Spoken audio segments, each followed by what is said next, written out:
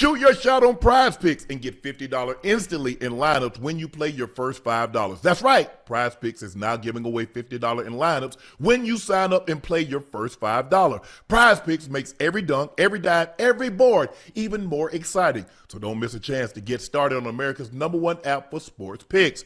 March is officially here, which means the best time of year for all you basketball fans. The madness is upon us, and the league is in the final stretch before the playoffs. Find your community on Prize Picks with new social features. You can share Prize Picks with your friends and copy lineups from winners with a single click. Copy lineups you like or use them as inspiration for your own picks. You can even follow Prize Picks partners like us and tailor fade our picks just with one click. Get in on the action at Prize Picks. It's now available in all 50 states, including California, Texas, Florida, and Georgia. Prize Picks is simple to play. Just download the Prize Pick app today. Use code Shannon to get $50 in lineups after you play your first $5 lineup. That's code Shannon to get $50 in lineups after you play your first $5 lineup. Prize Picks. It's good to be right. After watching a friend go through a loss a few weeks ago, I saw how quickly grief turned into financial stress. No one deserves that feeling I saw him feel, ever. And I mean no one. No matter what I offered to help, it wasn't enough. And I promised my family I would never make them feel the same way my buddy felt. Trust me, that experience watching a friend go through financial stress while grieving changed how I think about protecting my own family. Life insurance isn't about expecting the worst, but it's about making sure the people you love are supported no matter what. That's why at Nightcap, we recommend life insurance through Ethos. Ethos makes getting life insurance fast and easy. 100% online. You can get a quote in seconds, apply in minutes, and get same-day coverage. How much easier can protecting your loved ones get? There's no medical exam. Just answer a few simple health questions. Protect your family with life insurance from Ethos now by going to ethos.com/nightcap. In as little as 10 minutes, you can get a free quote up to $3 million in coverage at ethos.com/nightcap. That's Ethos, ethos.com/nightcap. Again, that's ethos.com/nightcap. Application times and rates may vary.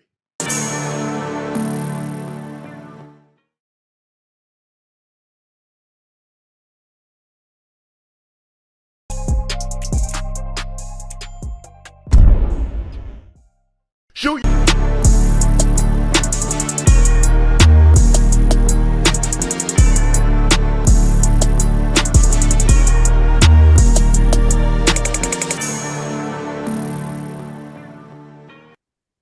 Good evening, ladies and gentlemen, and thank you for joining us for another episode of Nightcap. We have a jam-packed show for you tonight.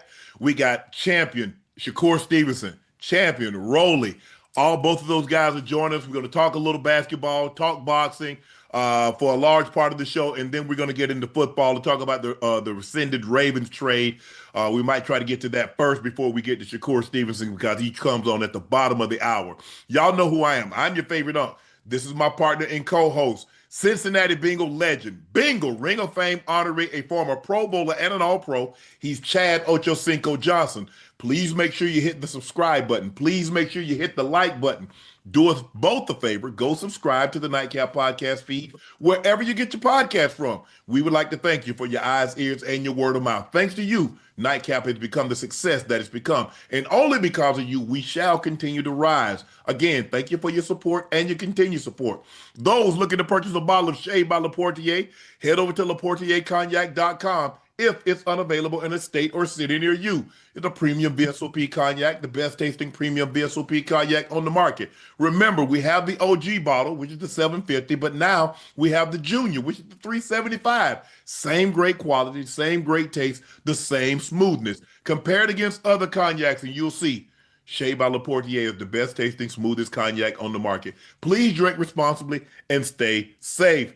We got Shakur Stevenson. We got Rolly Romero joining us tonight. But first, we got to get into the shocking turn of events involving Maxx Crosby.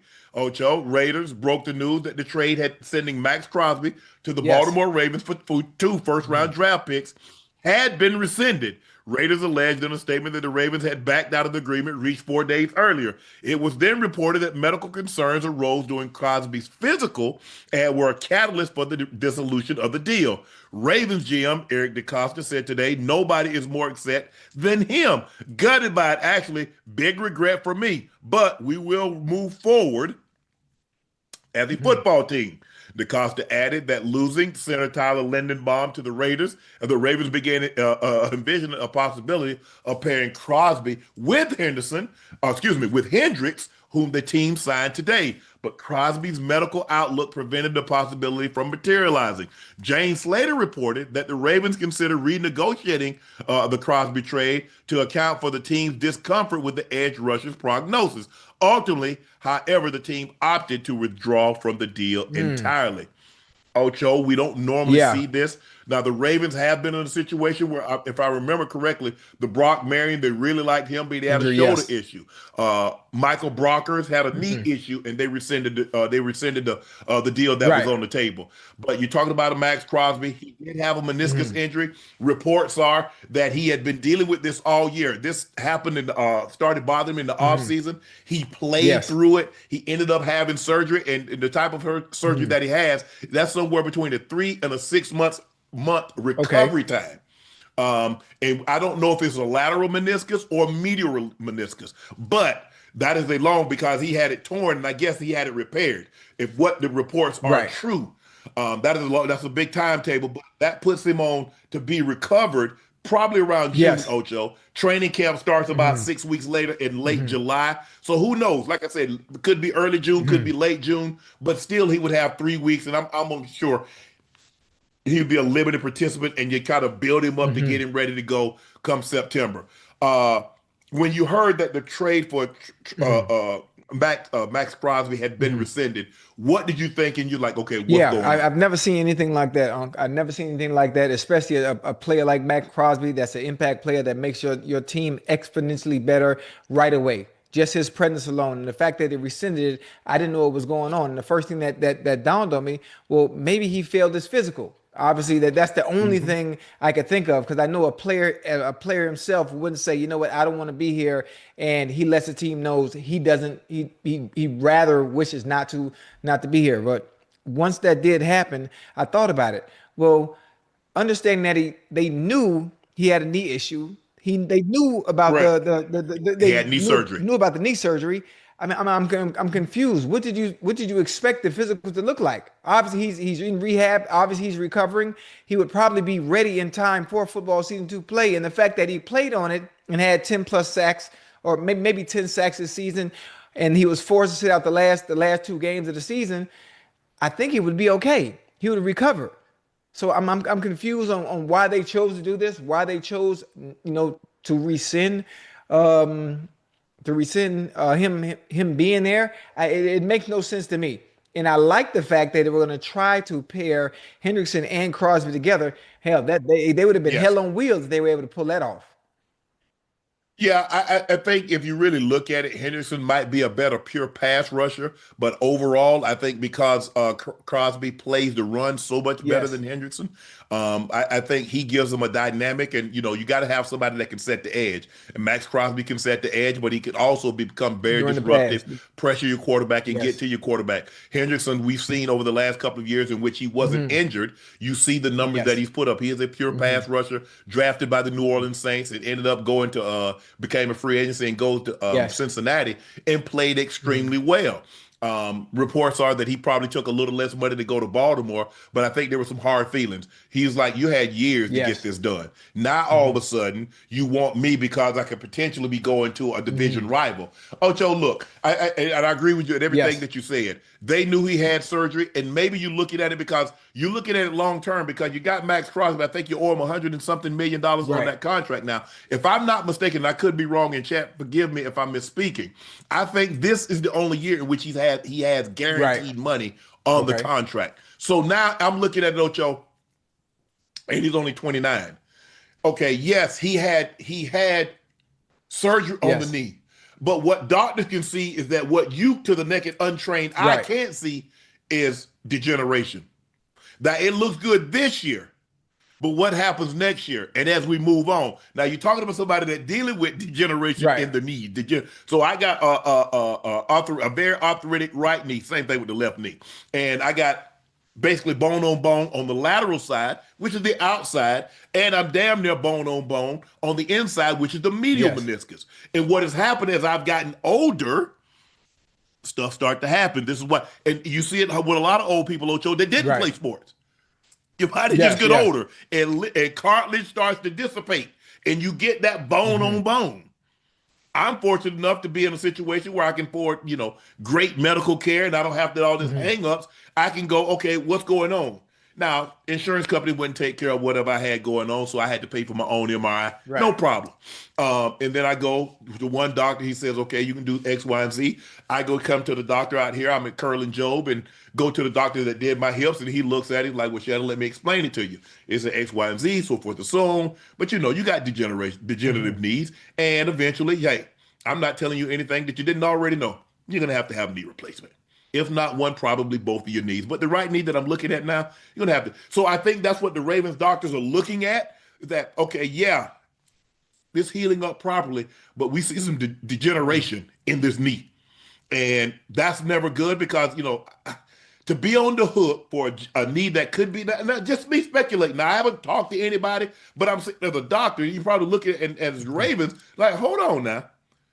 In order for this to make sense to us, Ocho, because you got to realize what we're giving up. We're giving up the number 14 pick this year, and who knows what that pick, you hope that if the trade would have gone through, we're somewhere 32. Ideally, it'd be 32. If we give up the 32 pick next year, you know what that means, Ocho? We won the Super Bowl. Most definitely. 31, that means we were in the Super Bowl. Honestly. 29-30, 29-30, Ocho, we were in the championship game. This is what I'm thinking about. You think about a player that's 29 years old. Yeah. A player like Maxx Crosby, that's a disruptor. He's been in the NFL for a few years. And if you take an MRI, if you do an MRI of all the players that have 8, 9, or 10 years or more, I'm sure there's something alarming on everybody's MRI if you look at it. It always is. Yes. Nobody is 100% healthy. Everyone has issues, whatever it may be. I just know that Maxx Crosby that we saw that was on the field last year with the Las Vegas Raiders was an impact player, and he made a difference every time he was out there. Even doing a losing effort, he was still a disruptor. He still was able to set the edge. He was still able to disrupt the pass depending on who they were playing. It really didn't matter. No one can stop him. You can only hope to contain a player like Maxx. So to let him go because of what you see, in an MRI when he was already hurt last year and he's recovering, he has rehab, and you doctors have the resources to get him as healthy as possible. And you know what you get with a almost healthy or even 90% or 95% Maxx Crosby, and you let him go and understanding what he can do for your team and making your team exponentially better, especially if you pair him with Henderson. I'm like, I don't see. Listen, it's a business decision on their part. I just understand as great as he is, even with a messed up knee where he's going to recover, where he's going to rehab, there's no way I sit him back. But obviously, I don't own the goddamn Ravens. It ain't my decision. And you ain't got $100+ million tied up. But here's the thing, Ocho. What if I told you can get a very similar player? Hold up. And this is what they do. Ocho, what if I told you I could get you a similar house for about $6 to $7 million cheaper? The payments will be cheaper monthly. Pretty much the same house. Maybe a 500 square foot different. But it's going to be probably over the course of it, I'll probably save you about $28 million. But I'm going to get you a very similar house right there. A 2-acre lot, nice size, infinity pool, probably about 12,000 square feet, 7 baths, full baths, 2 half baths, 8 bedrooms, gorgeous, a theater. If I told you I can get you a similar house to the one that you really love, but I'm going to save you $28 million, would you be interested? And you're not going to have to give up those 2 first-round picks. Would you? Could I interest you could. in that? You could. But I'm in the now right now. I'm in the now. I'm not worried about down the road. I'm trying to. Okay. If I'm playing poker, I'm putting all my cards on the table. I'm putting all the cards on the table, and I'm trusting my doctors to an extent because I want Maxx Crosby here. You got to. I want Maxx Crosby here. We got Trey Henderson in the building. We're negotiating his contract. We have Maxx in the building. I'm taking all my cards and I'm putting on the table. I'm out. But here's the thing. I'm taking a gamble. I'm taking a gamble. I'm not taking a gamble with 2 first-round picks. If I can get him at a lower rate, I can talk take a about gamble. two. I'm not taking You no. talk about 2 first-round picks. You don't know what you're getting. There's no telling those 2 first-round picks that can come in to make any goddamn difference. But what if his knee doesn't hold up this year? What if that knee is bad and then I'm stuck? What if that knee is like Dante Culpepper's knee? Then what do I do? How did he look before they forced him? How did Dante Culpepper We're not talking look about Dante before he Culpepper. had We that talk knee about injury? Maxx Crosby, the one that played all season. You gotta base it on the medicals, Ocho. He was hurt all season long and he gave you 10 sacks. What are we talking about? No, he didn't. He gave. They made him sit out the last 2 games. If you go back and look at it, look at the numbers. Trey Hendrickson versus Maxx Crosby, 2019 to where they are now. Who has more sacks? Who has a higher pressure rate? I don't have the numbers in front of me. And I can get Trey Hendrickson. I can get Trey Hendrickson for about $5 to $7 million a year cheaper, and I don't have to give up ish. So I can get Ocho. I can get you in this house, and you don't have to put a down payment. I understand what you're saying, Unc, but I understand what you're saying. But I'm looking at it. I'm looking at it from a different standpoint. As a team, as an organization, as a team, as an organization that continues to miss in the first round, as a team and an organization that was horrible on defense last year, especially at the beginning of the season, how bad our backing is or was, constantly getting beat. How can I make a difference? I'm gambling. This is what it's all about. Oh, Joe, but you make it seem like Trey Henderson. You make it seem like Trey Henderson is a bum.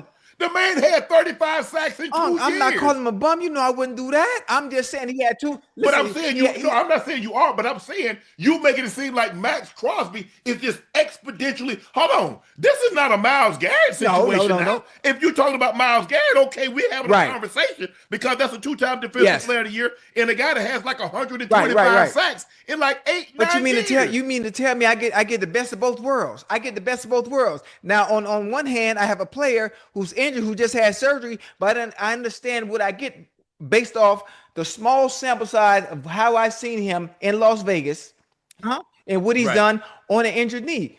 I'm trusting the process. I'm trusting the doctors. I'm trusting rehab. I'm trusting all. You trusting who doctors? So why do you have those doctors on payroll if you're not going to trust them to properly evaluate players that are coming in that you're going to have to spend $100+ million and give up first round pick this year, which is number 14, and next year's first rounder.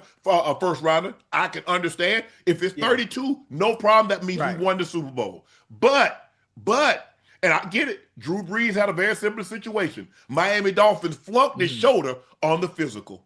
He goes to New Orleans, and we know what happened. Now the same thing could happen. Same thing could happen. Same thing could happen. You know what? And for them causing this mess, this is what I'm hoping, huh? This is what I'm hoping. Now, I'm not a crystal ball, but most of the time since we've been on the show, sometimes I've been right. I've been right 98% of the time when I talk about players going certain places and it's come to fruition. You know what would be a funny thing that the Bengals could do? You know what would be a funny thing that the Bengals could do? The Bengals could take the Maxx Crosby. They can go get Maxx Crosby. They could take that chance. They can trust in our doctors. They can trust in the rehab process and hoping he's back and knowing even with a non-healthy Maxx Crosby, we saw what he did last year. Where the Raiders forced him to sit those last 2 games out. I would love for it to happen. I would love for it to happen. But the thing is, now you're saying I can get Maxx Crosby. I don't have a problem.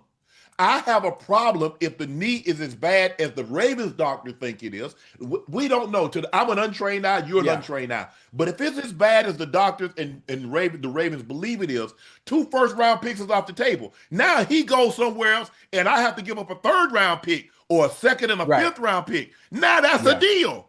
But 2 first-round picks and got to pay him $33 million a year. Come on, Ocho. I hear you, Unc. But I'm willing. I'm willing to take the chance. I'm willing, just like owners do all the time. They take chance. Well, you're not going to be no GM. You gonna get. You about to be Nico Harris. But you have to think about it though. Hey, Chad, stay with me real quick. You have to think opportunities like this to get a player that can change the direction of your franchise, especially defensively, don't come around that often. Even with the limping Crosby, he makes a difference. We have to understand who we're talking about now. We're not just talking about just the guy. We ain't talking about a jag. Now, we No, ain't no, talking no, about no, a no. jag. Healthy, no, no healthy. He's the top Yeah, of the pecking order. He's the top exactly. five So DN. that's why He's the top five that's edge. why No I would be a question. little hesitant. Okay, we got a little hiccup. Okay, we understand he had surgery, and I don't know. I don't know. I'm not sure how. I understand how you feel on it. I'm curious. I don't have my chat up. I'm curious to see what the chat thinks about it, but I would take that chance. I think they go. I think they're back and forth, Ocho. Now it could be a total situation like this. Buyer's Uh-huh. remorse.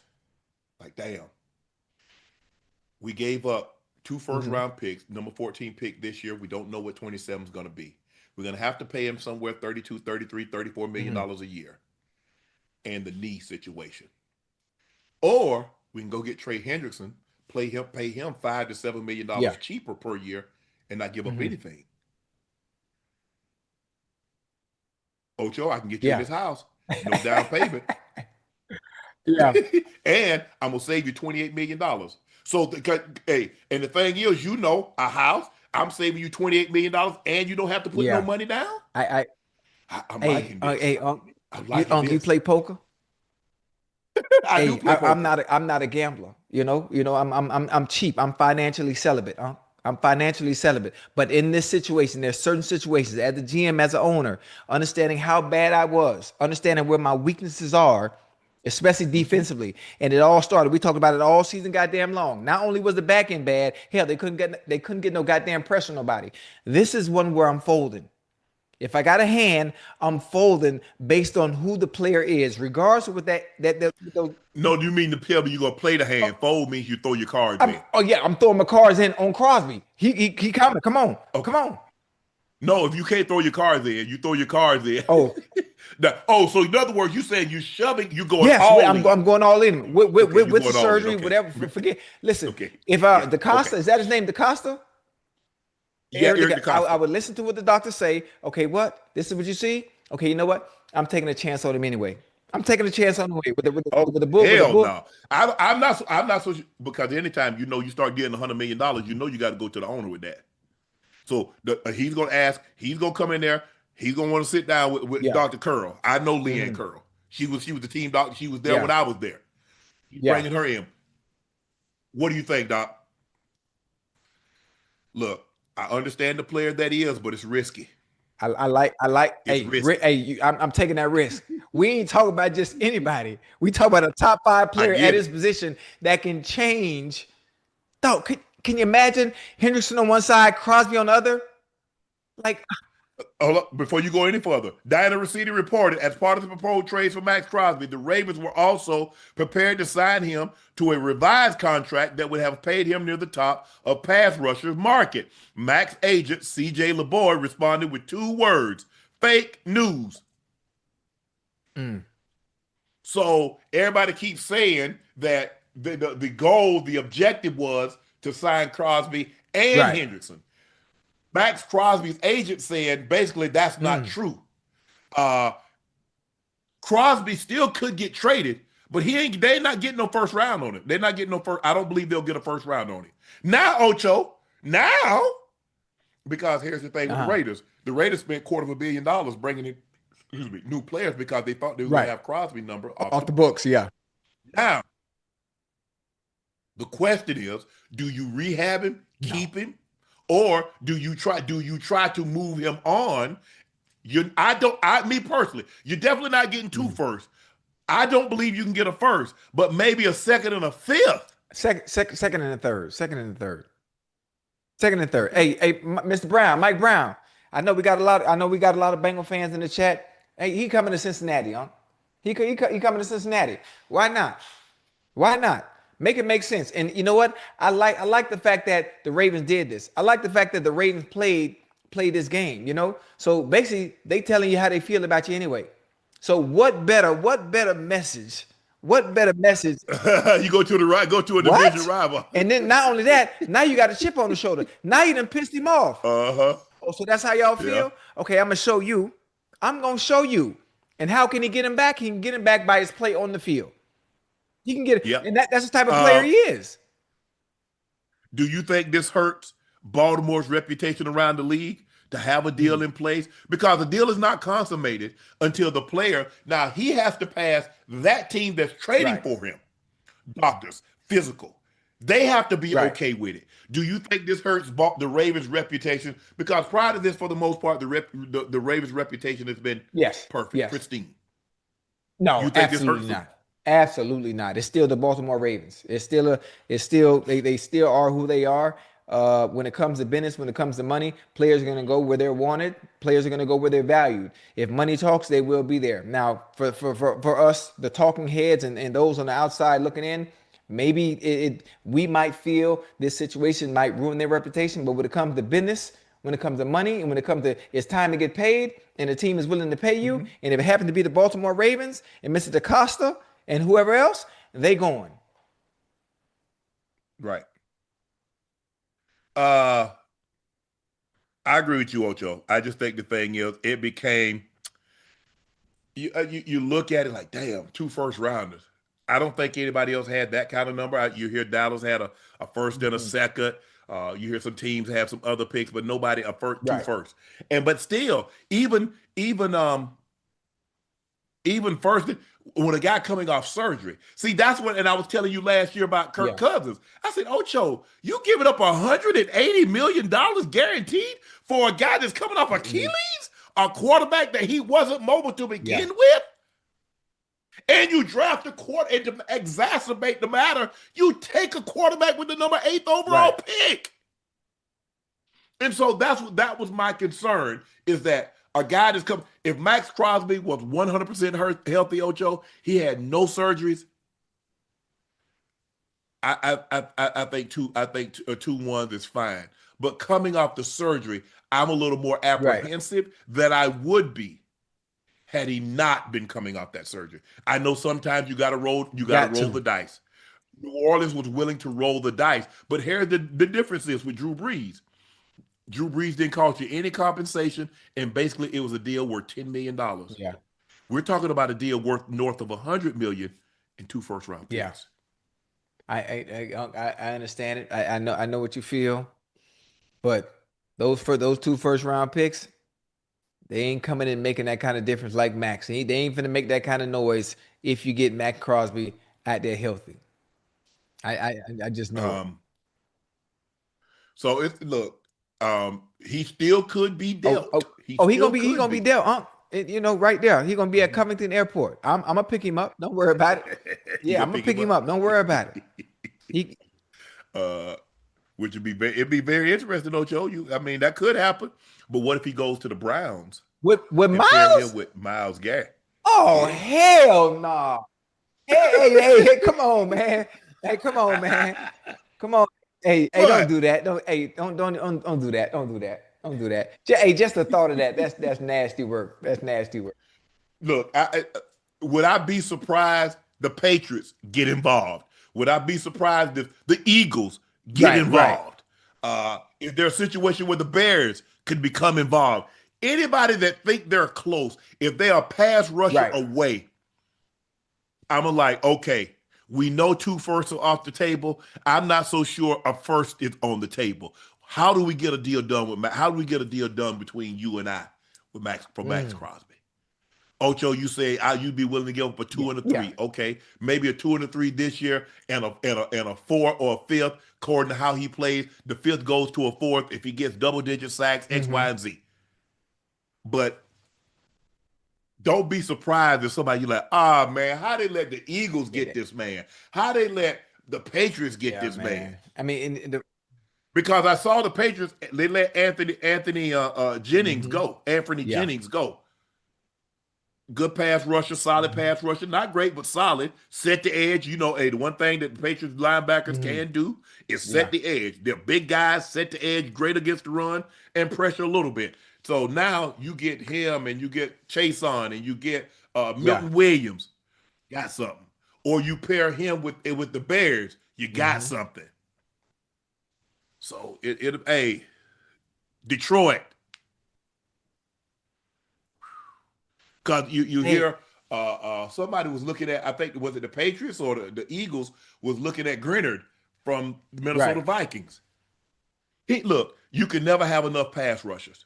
That's one thing you can never have. Just like pass catchers, you can't have Mm-hmm. enough of them. They're hard to Yeah. come by. That is an art form. So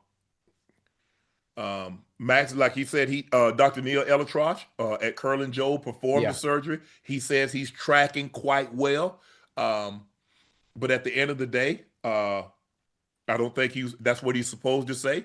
I think, everybody's saying, the agent saying what he's Right. supposed to say. The doctor that performed the surgery said what he's Mhm. supposed to say. But at the end of the day, the Ravens and their medical staff have to feel comfortable enough when they go to Steve Bisciotti, because Steve Bisciotti is going to be cutting a check in excess of probably $100 million, 33 plus $1 million. This year is guaranteed. No guaranteed money on the Dallas Cowboy head team trainer Daniel Cooper was instrumental in the Ravens backing out of the trade. Cooper, who's a knee specialist, guess what, Ocho? He did the Patrick Yes. Mahomes surgery. Normally, he does surgery that's really, really complicated.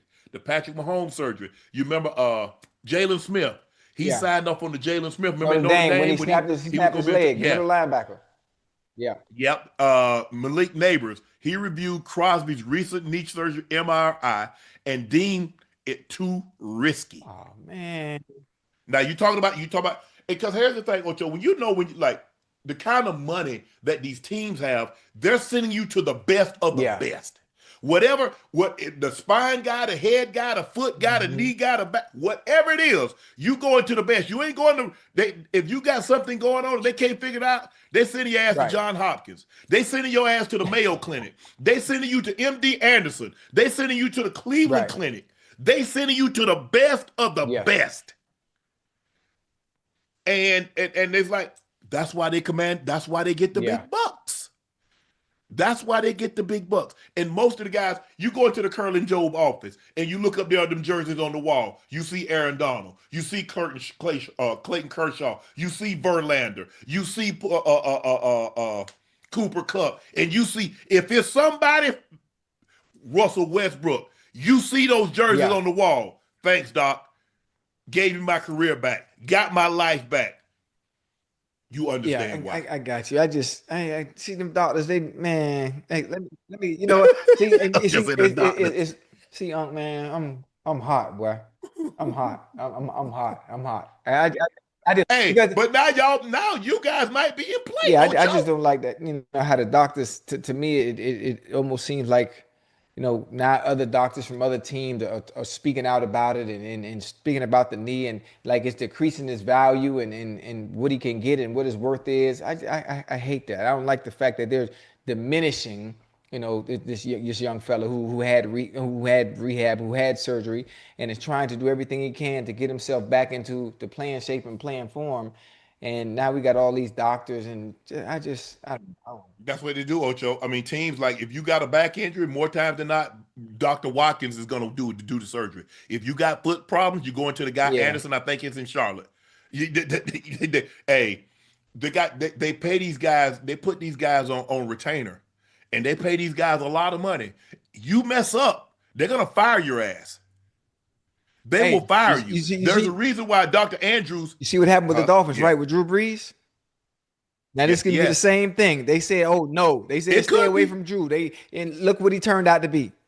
This could possibly be. I'm just saying. Now I understand what the doctors are saying. It could I be. understand It these could be. doctors. Yes. They get paid the big bucks.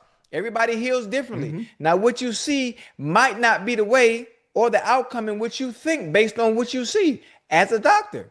It might not affect them ever again. Again, Maxx Crosby tweeted, "Everything happens for a reason. Believe nothing you hear and half of what you see. I'm a Raider. I'm back. Run that ish."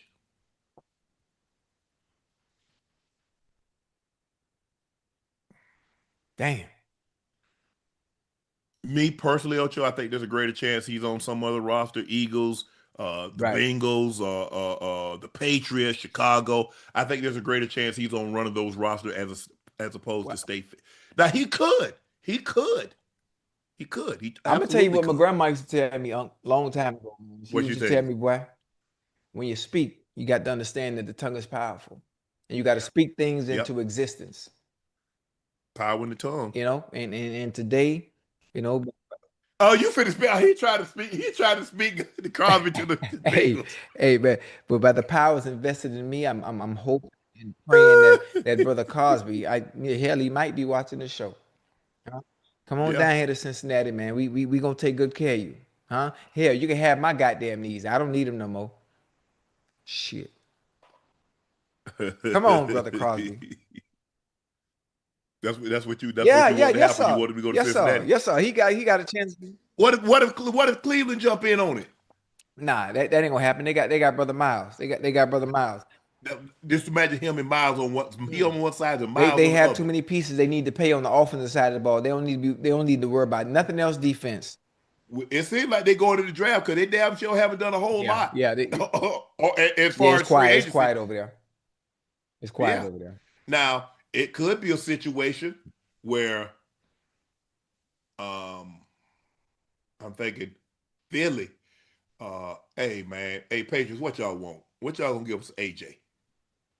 The reports are they're holding sturdy on a first round pick Yeah, for I mean, AJ. I don't see what. Doesn't seem to be no one biting on that How just you yet. not gonna bite on it? I mean, we know what he is. We know what he can do. We know what he is. We know what he can do. Not too long ago, he was just a top 5 receiver in the NFL based on the production. Mm-hmm. Now the production wasn't the same. We know why the production wasn't the same. That's neither here nor there. We don't need to get into that. We need to have a discourse on Right, that.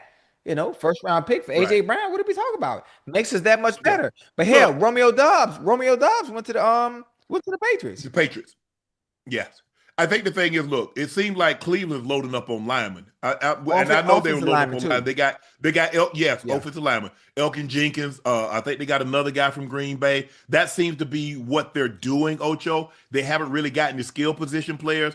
We know Njoku's leaving. And we feel that they got Harold Fanning, who had a fabulous rookie Nice. Yeah. season. I think they need some help. I think they need some receiver help. I think they need a stud receiver. Now, I don't know if AJ wants to go there, but that would be a great place. You're going to get targets. They might be inconsistent because until Shador grows and matures into that position, or Andrew Barry said that, look, we're going to put this thing up and it might be between Shador and Watson, Deshaun Watson. I don't know.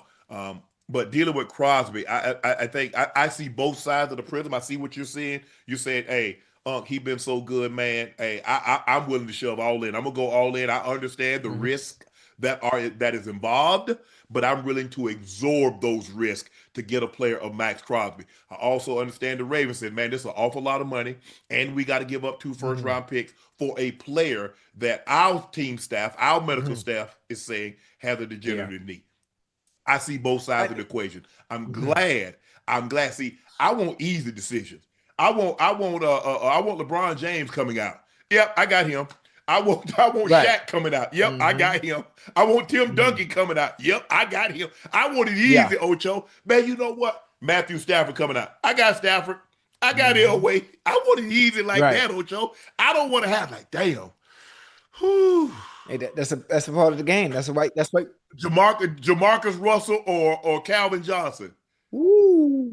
I want it Peyton Manning or Ryan Leaf. I don't want it like that. I want it Right. slam dunk. It's never like that. Hey, Ocho, I don't want no, I don't even want a Yeah. free throw. I want a slam dunk. I want Shaq. I want Mhm. Duncan. I want LeBron. I want Stafford. I want Elway. I want it Yeah. easy. And but that's why you make Yes, the sir. big bucks. I mean, everybody talk about, oh, it's easy, boom, boom, boom, boom, boom. Oh, Ocho, bam, historic 83-point night against the Yeah. Wizards last night, presented fans with a choice of force a side. Look, you had to pick a side. You celebrated or you audited. Many are discrediting it because the opponent, the Wizards, are the second worst in the East. Others are discrediting it because the Heat had fouled late in the fourth quarter to help extend the game. Kobe took 46 shots in his legendary game, 3 more than Bam, and made 18 of 20 free throws. Bam took 46 free throws to Kobe's 20. Bam Pierce came to his defense. KD said, I looked at the stat sheet. It was pretty crazy. 40 shots, 40 free throws, 23s. But that takes a lot of stamina, man. Huge accomplishment. It will be something we talk about forever. Giannis says, it doesn't matter how you got there. All that Mhm. matters is that you got it. Look, like in 10, 20, 30 years from now, no one's going to remember how many free throws he shot. I don't think anyone remember how many shots Kobe shot or how many free throws he made or how many threes. All you remember is 83. Toronto Raptors record, when Kobe broke his record, they were 14 and 26 At the time, on January the 22nd, 2006, the 12th worst in the East. There was 12th in the East, fourth worst. There was 12th in the East, fourth worst in the East. So what you thinking, Ocho? Because a lot of Oh people yeah, pooping on hey, it. Everybody talking about, man, out of respect for yeah, hey, Kobe, he should have stopped it for 81. Y'all know the way y'all talk about Kobe, is that what yeah. Kobe would Hey, have wanted? you know what? I'm glad you just said that. The first thing when I watched Twitter, when I seen some of the stuff on Instagram, is if Kobe was here, Kobe would congratulate him. Kobe would be happy for him, and all the people Yes, taking up for Kobe or doing exactly what he wouldn't do. So I understand we are exactly. Kobe fans. We love him. The fact that he had 81 point game, but only three people have scored 80 points. Wilt, Kobe, and Or more. Bam. And Kobe would have been happy Yep. for him. We know how he is. He celebrated Yes. everybody, especially when they hit a milestone of this magnitude. Regardless of how you got it, it's still 83 points. It's still 83 points. And some Yes. people, and this is one of the few times I don't understand why don't we celebrate things like this? I'm not Because Kobe fans are yeah, unbearable. that too. I'm not much of a basketball fan, That's not but the what record. When Kobe scored 81, the is record is 100, yeah. 100. So somebody needs to score 101 or more points to have the record. 81 is not the record. I don't get it. Ocho, it's like anything. Sometimes people break records and it takes them more games. Like when OJ Simpson broke the record, he broke the record in Yeah. 14 games. Eric Dickerson broke the record in 16 games. Somebody's going to come along. If they break the record, it's going to take Yeah. 17 games. So whatever record happens moving forward, and this is what they try to do to Miles. They're like, well, he did it in 17 games. It's the NFL record, sack record. That is the Mhm. record. But this notion, and I saw when they announced it in the fan in the crib, they were booing. Why? Yeah. I Why? I don't care if the yes. See, this Kobe had a chance because there are games that Kobe had 60 plus and he came out in the third quarter. I like Spo. Spo say the way he had it going, I wasn't even thinking right. about taking him out. And I instructed the team, let's see how many we can get him. It happens. Ocho, you having a good Yeah. game? The game T.O. had, that was on Jerry Yeah. Rice's day. 20 Mm. catches. Brandon Marshall, 21 catches. Josh McDaniels says, hey, Keep it going. we going to lose this game, but we going to get you Yeah. the record. I don't have a problem Mhm. with it. God, come on, man. We got to Yeah. stop this, man. It's 83 effing points. And I get it. That Bam is probably the unlikeliest guy. If you'd have thought somebody will get it, you say Luka, you Yeah. say Donovan Hmm. Mitchell, you say Dame Lillard, you saying somebody like that that's going to make 10, 12, Threes. 15 Yeah. threes.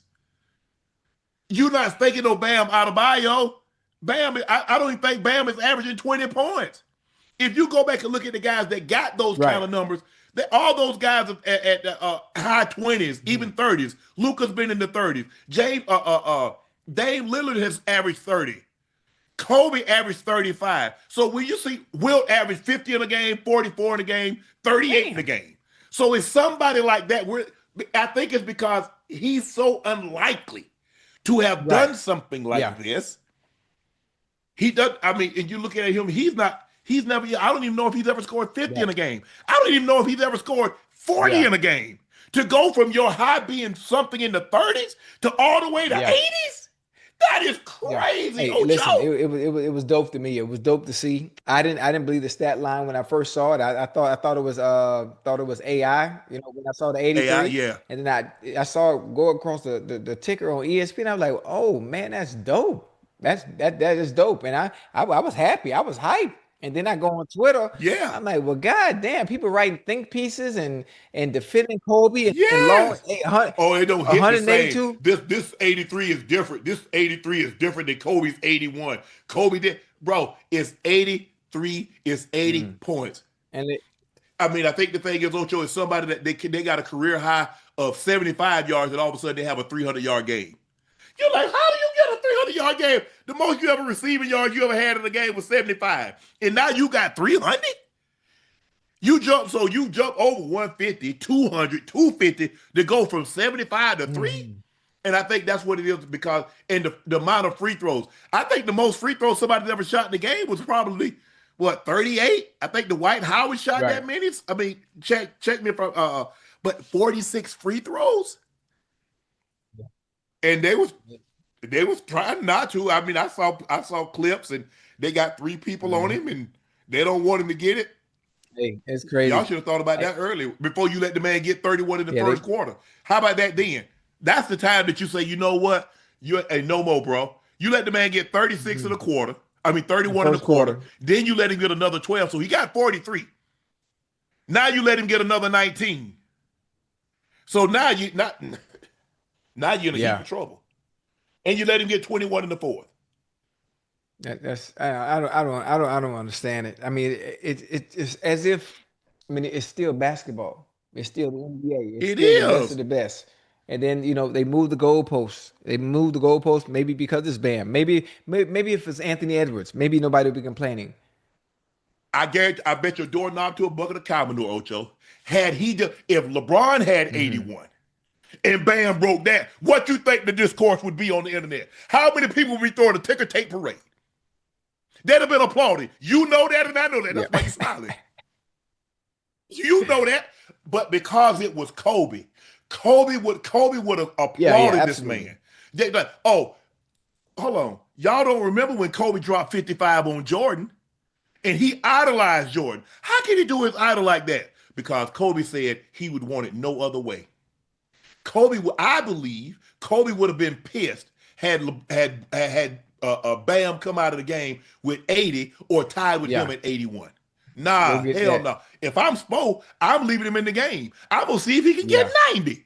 absolutely. I'm gonna see if he. I'm honestly gonna see if he can get 90 The points in funny the thing game. about it is all those that are Kobe fans, they have a right to be Kobe fans, but they don't have Kobe's mentality. They No, don't have the mentality. You no, know how he operates, you know how he thinks, and you know that he would have actually wanted that. of course. And look, that man, look, I don't know how you feel, Ocho, but I know if I got, let's just say the record is Yeah. 339, 339 or 336, 336 by Flip. Flip Anderson got the record. Ocho, you mean to tell me I don't give a damn if it's a meaningless game? Oh, hey, Shannon, you got 334. What you want to do? I want to go back. Hey, let them score a touchdown and let me get back in there and get 337. That's what you Yeah. do. Are you something? Something needs to Right. happen that I need to get back on the field and throw and let me break this record. 83 Yeah. points, Ocho? 83? I mean, I'm just thinking. I like, man, and like KD said, think about it. That man shot the ball 43 Yeah. times. And then he took another 43 free throw Hmm. attempts. He took 22 three-point attempts. Do you know how much stamina To do it that. takes Oh to yeah. run up and down the court Oh in this yeah. to shoot? I tell you what, you think it's Mhm. easy? Just get you a nice little job Yeah. and go shoot 80 and go shoot Oh, he in good 86 shape times. now. And 22 of them need Hey, to come he in from the good three. shape now.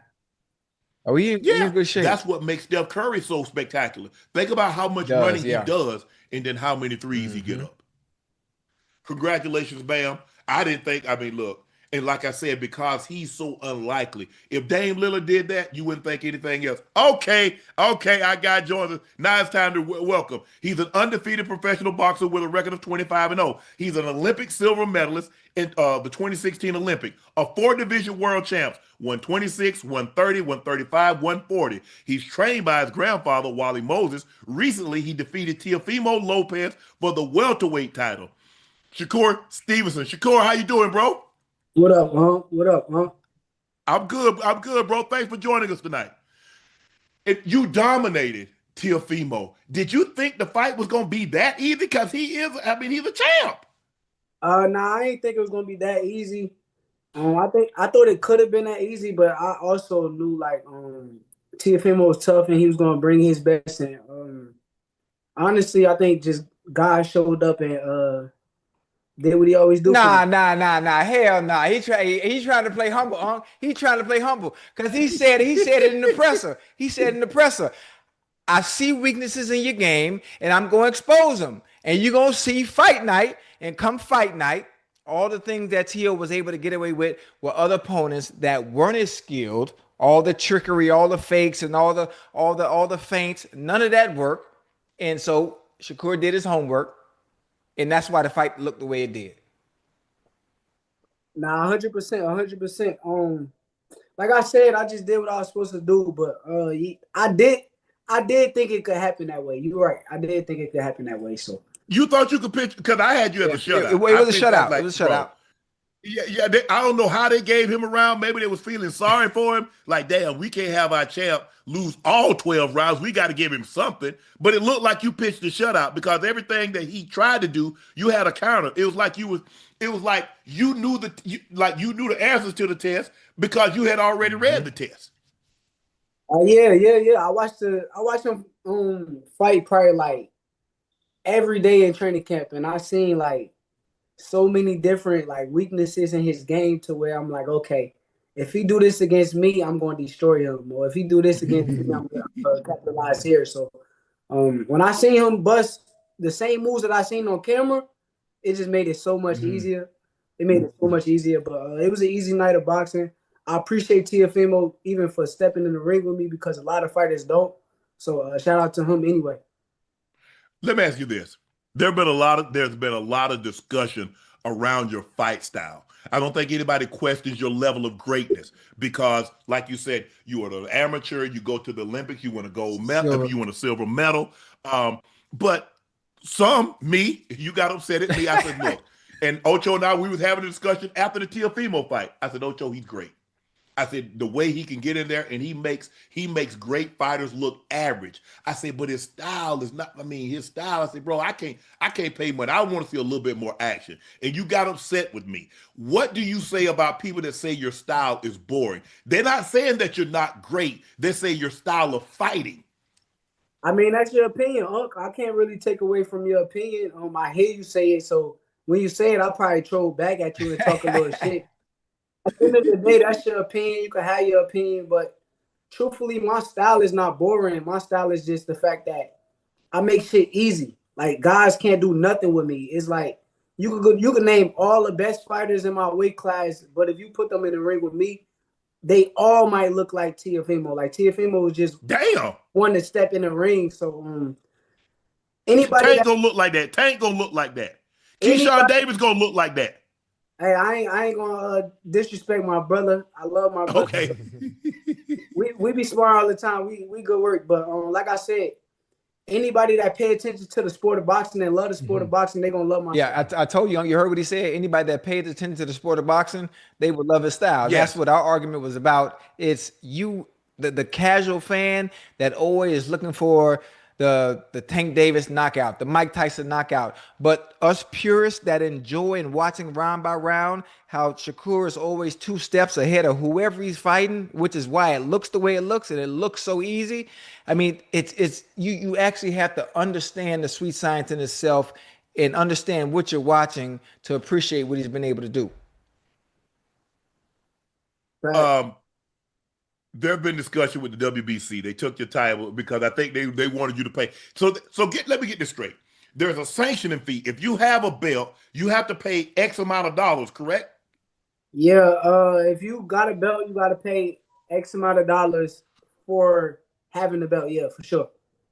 So what does that money go towards? So if I got like 5 or 6 belts, I gotta pay 5, 6, 700,000 dollars to keep the belts?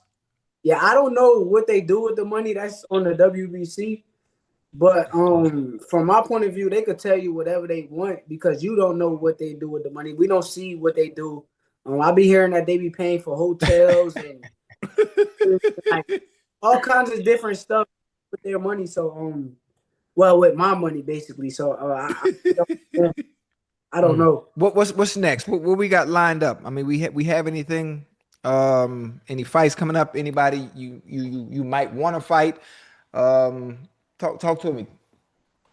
Nah, we ain't got nothing lined up yet. We looking over the scenery. We trying to see what opponents is doing what, and we just watching. We watching and paying attention. And my next opponent, I'm gonna try to make sure it's an opponent that my fans and the fans that dislike me want to fight. I mean, But let me now go I'm ahead, gonna Ocho. say Go ahead. when you Go talk ahead. about your next opponent, do you want someone that is a superior challenge like a Teofimo Lopez, or you want to have a tune-up fight before another big mega fight? Nah, I want to fight whoever. I'll fight whoever. I'm down to fight the best fighters. Y'all name them. You know, the fans could come up with what's that little A poll list. doing? The Oh, poll. y'all put a wish list together. Who y'all want to see Shakur fight? Yeah, we could go by the poll, and then whoever they say is the best, I'll fight them. Are you gonna? Are you look? You took down Teofimo at 147. Are you interested in going back down? Or are you gonna go to 30? Or you gonna go to 35? You go to 30, go back down to 120. So what are you looking to do? 35 and 40 is my weight class. I run that shit. So both weight classes is mine, and until somebody dethrone me, it will be my weight class. So tell them come see me. Now you do realize that now Tank and Keyshawn is the 140 boys. Yo, I'm just saying, Shakur, that you know that. me and Keyshawn not gonna fight each other, so it ain't need no point of mentioning Keyshawn. Okay. So now that leaves you and Tank. Who else at the 140 that you would be a 135 that you would be interested in Roach, banging with? Lamar. Anybody, I would love to fight Lamar Roach. Me and Lamar Roach is amazing. Oh, that'd be a good one. That'd be a good one. That'd be a nice chess match right there, boy. Cause the best versus the best. Let me ask you a question, Shakur. All real talk. You think Roach beat Tank? Yeah, I do. I did too. Ocho and I said the same thing. I said I like Tank, but Roach whooped his ass that night. Once he took that knee, after that, it's impossible for the judge. He was beating him before the knee. Just saying, but once you made it undisputed. Yeah, but once you take the knee, the scorecard should look different in favor of goddamn Lamont at that point. Yeah, it's a 10-8 round. I thought without the knee he won that fight. That's what I said to Ocho. I said because with the knee, that's a 10-8 round. It's a no-brainer. Now, what are we even discussing? Yeah, for sure. So now you're not gonna fight Keyshawn. So Lamont Roach and Tank Day. You did mention and doing some research. You know, I gotta go do research. You said a rehydration clause. A rehydration clause. Now, my research shows Canelo has done it 3 times against Daniel Jacobs, Sergey Kovalev, and Rocky Feldon. Tank did it against Mario Barrios, and he did it against Ryan Garcia. Chris Eubanks Jr. did it against Conor Benn, and Triple G did it against Daniel Jacobs. The rehydration clause. That means you're gonna probably fight. If you fight Ryan Garcia, you're gonna fight him at 147. Ryan is a naturally big guy. You're a naturally small guy. I mean, you won the silver medal at 126, so you had to put on 14 pounds just to make the 140, and had to put on 21 pounds to go to 47. Ryan was gonna strip down. Ryan probably walks around. What you think he walks around at? 165, 170? 170. So now he's gonna come down to 147. Now, when he refuel, rehydrate, he could easily bang back to 160, 165 easy. 172. So you want to say, okay, so if you put the rehydration clause, you're gonna say, okay, you can't go over 152, you can't go over 155. Where are the numbers that you feel comfortable? Like he ain't 25 pounds heavier than I am, but you feel you can get the best while not stripping him of everything. Nah, honestly, I don't even want to do the rehydration clause. I know like social media kind of made that a big thing. Okay. I was speaking hypothetical when I said it. But okay. He went in the interview and he said that he'll fight me at 140 pounds. So but he can't make no 140. We don't know that. We don't know. We don't know what he can do.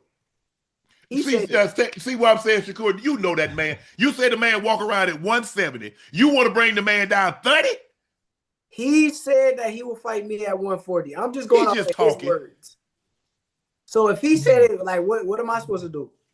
So you will have a rehydration clause at 140? No, I don't want a rehydration clause.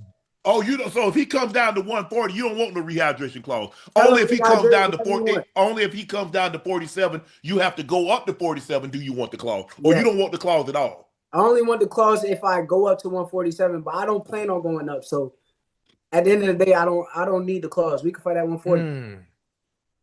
You think that man can make 140, Shakur? Honestly. I mean, I'm just telling you off of his words. Like, no, I know what he said. We can't assume that he can't make 140. He said he can as long as he lock in and take it serious. Man,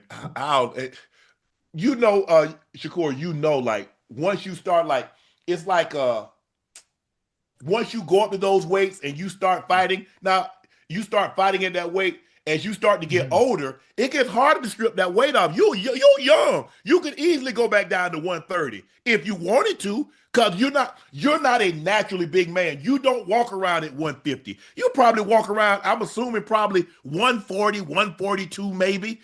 More like you're probably in the 130s. So you like that Floyd. You got that Floyd syndrome. Floyd walked around at 150, get down to 147 and tear everybody ass up. I can't tell you my walk around weight, but like I said, if you want to fight at 140, or we can do a catch weight at 144 pounds. 44. Okay. I like that. A catch weight at 144, but not Ryan Garcia. A catch weight at 144. You think Conor Ben could get down still, even though he's fought at heavier weights? You think? No, I wanna fight him at 147 with the rehydration. For real? Because he did that to right. Eubank. Okay, yeah, he did. And the world kind of like gave him credit for the win, but at the end of the day, Eubank was kind of drained in the ring. So let him deal with it with me. Oh, so you're getting there and rock with Conor Ben, huh? At 47 with a rehydration. Yeah. Okay. I like that. Hey, so let me ask I want to see that. I want to see that. I want to see. So when you say rehydration, how many pounds are you willing to give to let them go? Because it's been as low as 3.5, and then some people say 10. So how far are you willing to go? How much wiggle room or will you give someone on a rehydration clause? You only get 10 pounds. That's the max that's the max. But I've seen 3.5. At one point it was like 3.5, but the max is 10. Yeah, 10. Yep. 10 is good. Hey, So you fight him at 147, he can't get back up to about 157. You're gonna probably it's gonna be hard as hell for you to make 147. Me? Yeah. I can make 147 right now. That's what I know. But I'm saying, but I'm saying that's probably your walk. Like I'm saying, you walk around in the mid 40s. You're not gonna tell us, but looking at your frame, looking at your clavicles, you're not a naturally big man, Shakur. So it's gonna be easy for you to always make those lower weights. That 140, 147, that's nothing for you. You ain't got to do nothing. You go to camp for 2 weeks and make 47. That's true. You're right. Hey, that's true. Yeah, I know. Hey, you know who can make 147? Me? Who? Man, your big ass can't make no 147. Boy, you 180. Who? Man, I'll piece you up, man. Don't play with me, man. Don't do that, man. Don't do that. Hey. Man, set the sparring up, man. I've been waiting. I've been asking you for 2 years to spar. You scared of me. You scared. Like, Shakur. Next time I see you, we rocking out, man. Nah, and don't let him get no headgear. Don't let him put no headgear. I don't need no headgear. I'm polished. I'm polished in the ring.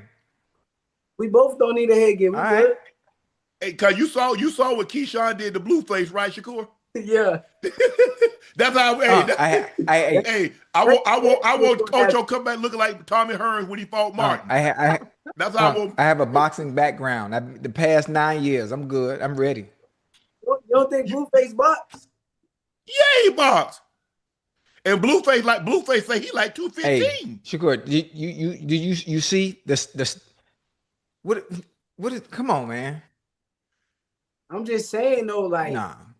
He box. He a boxer. All right. Yeah. All right. When you get in there with them boxers, it's a different story, man. I'm telling you, the real like elite level fighters. Yes. Is there any truth, because they say like you're about to sign a 3-fight deal with Zuffa for like $60 million? Is there any truth to that? Shit, not that I know of, but if they gonna give me $60 million, call my phone. I'm ready. So, man, you see, that's why I can't believe nothing on the internet, because they had you up there talking about you about to sign with Zuffa for a 3-fight deal for $60 million. Shit, send that to my man. Listen here, man. Hey, you don't even need no agent. I have that by myself. Hey, man, tell me I'm ready, man. The last 3 or 4 days, internet's been blowing up. We had Claressa. Claressa said that she could beat Rolly. And I know that's your girl. Y'all was at the Olympics together. But Shakur, keep it a buck with us. See, you already laughing. Hey, so you already laughing. Listen up, right? Honestly, I think it's hard for her to be able to beat a male fighter, but I would love to see it because she campaigning it, and like if she believe it, I believe it. So I believe in her at the end of the day. So I would love to see it. You do realize men produce testosterone. They have longer bones. They have harder punching power. What And what the if, thing, what go if ahead. what if he don't hit Claressa? What if he don't hit her? Then Shakur, what? you gonna go to hell. You know, for lying, you go to hell. That's what the Bible teaches us. I know you're a man of the blood. The Bible teaches us. Man, tell her to come to training camp with me. She is not gonna get touched. He gonna cut the ring off. Even at that weight. Let's just say she fights at I think she fought this last fight at 175. I think she said she can get down to 165. Let's just say for the sake of argument, she gets down to 165. He's at 140. His body still produces more testosterone than hers. His bones are still longer than hers. It's like Serena. Serena, all her partners, her hitting partners were men. Yeah. She couldn't beat a 250th ranked man. You know what's crazy? I agree with you though. Like I agree with what you're saying. All I'm saying is Claressa Shields is different. So with her being as good as she is and her skill set, I just wouldn't count her out with anything that she do. But Shakur, you do realize to throw punches, you got to open yourself up. And a man reflexes are quicker than a woman. Now, she done got knocked down even by a woman. He touches her. I can't argue anything that you're saying because you're just saying facts. Like what you're saying is true. Okay. I'm telling you that Claressa Shields is not a normal woman. She's not the same woman as every other woman. So I would feel comfortable if she had 18 fights, she had 15, 16 knockouts. I said, well, maybe she can hit. Because I think the thing was, when we looked at Bud, because a lot of the people say, well, man, what if Bud going up in weight? Bud's a naturally big. Bud is a naturally big man. Bud walk around a big-ass weight. People think Bud's small. I said, I was in there wrestling with him. I said, I was tired as hell trying to throw his look. I said, but when Bud touched Canelo like, damn. He got his attention. He got his respect immediately. Yeah. If Claressa can't get his respect, and like I said, if she in 18 fights, if she has 16 knockouts, I would say, you know what, she might can get his respect. I don't know how she keep him off of her. What if she defend herself well, hit him, and she don't get touched with nothing big or nothing that's super strong or hard? It's hard because Rolly throws hard. You know he throws hard. He have an awkward stance, and the thing is, touching a man and touching a woman, you already know the chin different. You know that, Shakur, the chin different on a man and a woman. Let me be her coach for the fight. Just let me be her coach, and we gonna win. You could get Buddy McGirt. You could get Floyd Mayweather Sr. You could get Freddie Roach. You could, God rest his soul, Emmanuel Stewart. She ain't beating no a champion man. You said everybody, but you did not say Shakur Stevenson. Shakur Stevenson, I would put Shakur in the corner, Floyd in the corner. Just me. All I need to do is be in that corner. That's all I need to do. Well, you're gonna have to jump in the. You gonna have to jump in the ring. I might jump in the ring and soften him up first. For sure. Man, hold on. Devin Haney say he wants some. What's up with you and Dev? Y'all can bang at 140? Where he say that at? I'm just saying. I saw y'all in the ring sparring. Hey, that was old. I would call Bill and make that happen. That was a long time ago. Where he say that at? Hey, Devin say he want anybody at the 140. He want that. Nah, he fight you at 140. He fight 147. He come down for you. If he come down, then let's make it happen. Well, why you say you can fight at 147? You want to go up and see it? I just told you if I fight at 147, what come with it. Oh, so any fight at 147, there's a rehydration clause. Any fight at 147. Okay. So y'all hear that? Don't call this man phone. Fight at 147. But we can fight at a catch weight. 44 with no rehydration. If any 47-pounder fight me at 144, I'm down. Let's do it. With no rehydration. No rehydration. I'm ready. But it ain't no belts at 44. So you just want to fight. So you just What want we need the belt for? We the names. We the big names. Why we need the belt? Touche. Yeah. Touche. If we fought at 144, would you show up and watch? Yeah. You fighting? Hold on. You fighting Devin Haney? Yeah, at 100. Yeah. Yeah. Without the belts on the line, right? Yes. Okay, then. So we good. Yeah. If you go fight the best of the best, I'm gonna come see. Cause I want to see it with my own eyes. I want to see it with my own eyes. I'm gonna see if you gonna do. You know, you say, hey, you say my fight boring. Let me show you why it's boring. You see what I did? Every strength that he had, I turned it into a weakness. Unc, I ain't gonna lie. If you watched my last fight and you still thought it was boring, you gonna think I saw it. Ocho. Here's the thing. Shakur. Tim Duncan.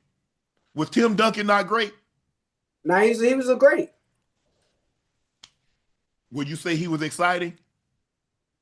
Nah, not really. No. That's What? See, But two things can be true. You can be great, and I want to see some action. I want to see some. Hey, I understand. You said, look, my job is to hit, not get hit. And I think sometimes sometimes I think you're overly cautious with that. But I want to see a little bit more action, Shakur. That's all. If I'm paying $10,000 for a ticket, Shakur, I want to see something. I want to see some lights turned out. Boxing fan then.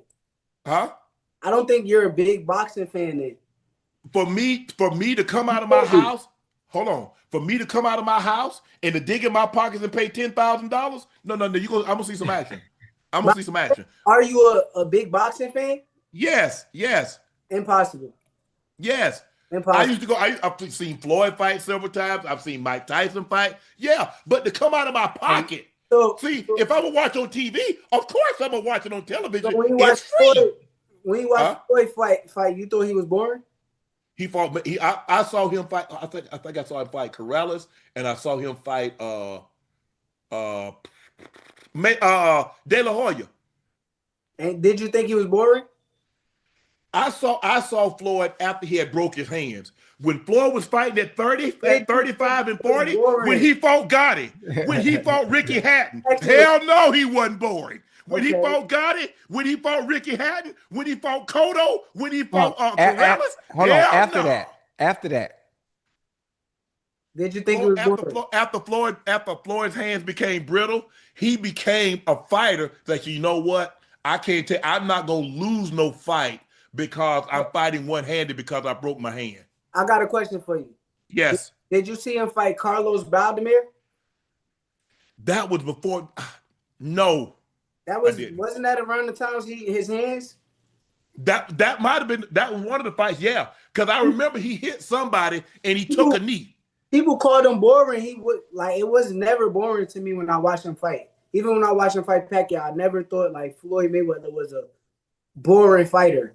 Now, when I watched Rigondeaux, I'm like, okay, this is kind of like no disrespect to Rigondeaux. Like, he's a hell of a fighter, one of my favorites, but some of the time I'm like, okay, this is boring. But I just don't understand how you can watch guys like completely dominate, shut guys out, and give you some type of entertainment at times in the fight. And I feel like when I fought Teofimo, I came forward. I was the aggressor. I was on the front foot. So I just don't see how anybody could think that fight was a boring fight. But here's the thing. When Floyd was at 35 and 40, Floyd was stopping people. Can we agree on that? Some guys got stopped. Yeah. That's all. We want to see some action. But go ahead.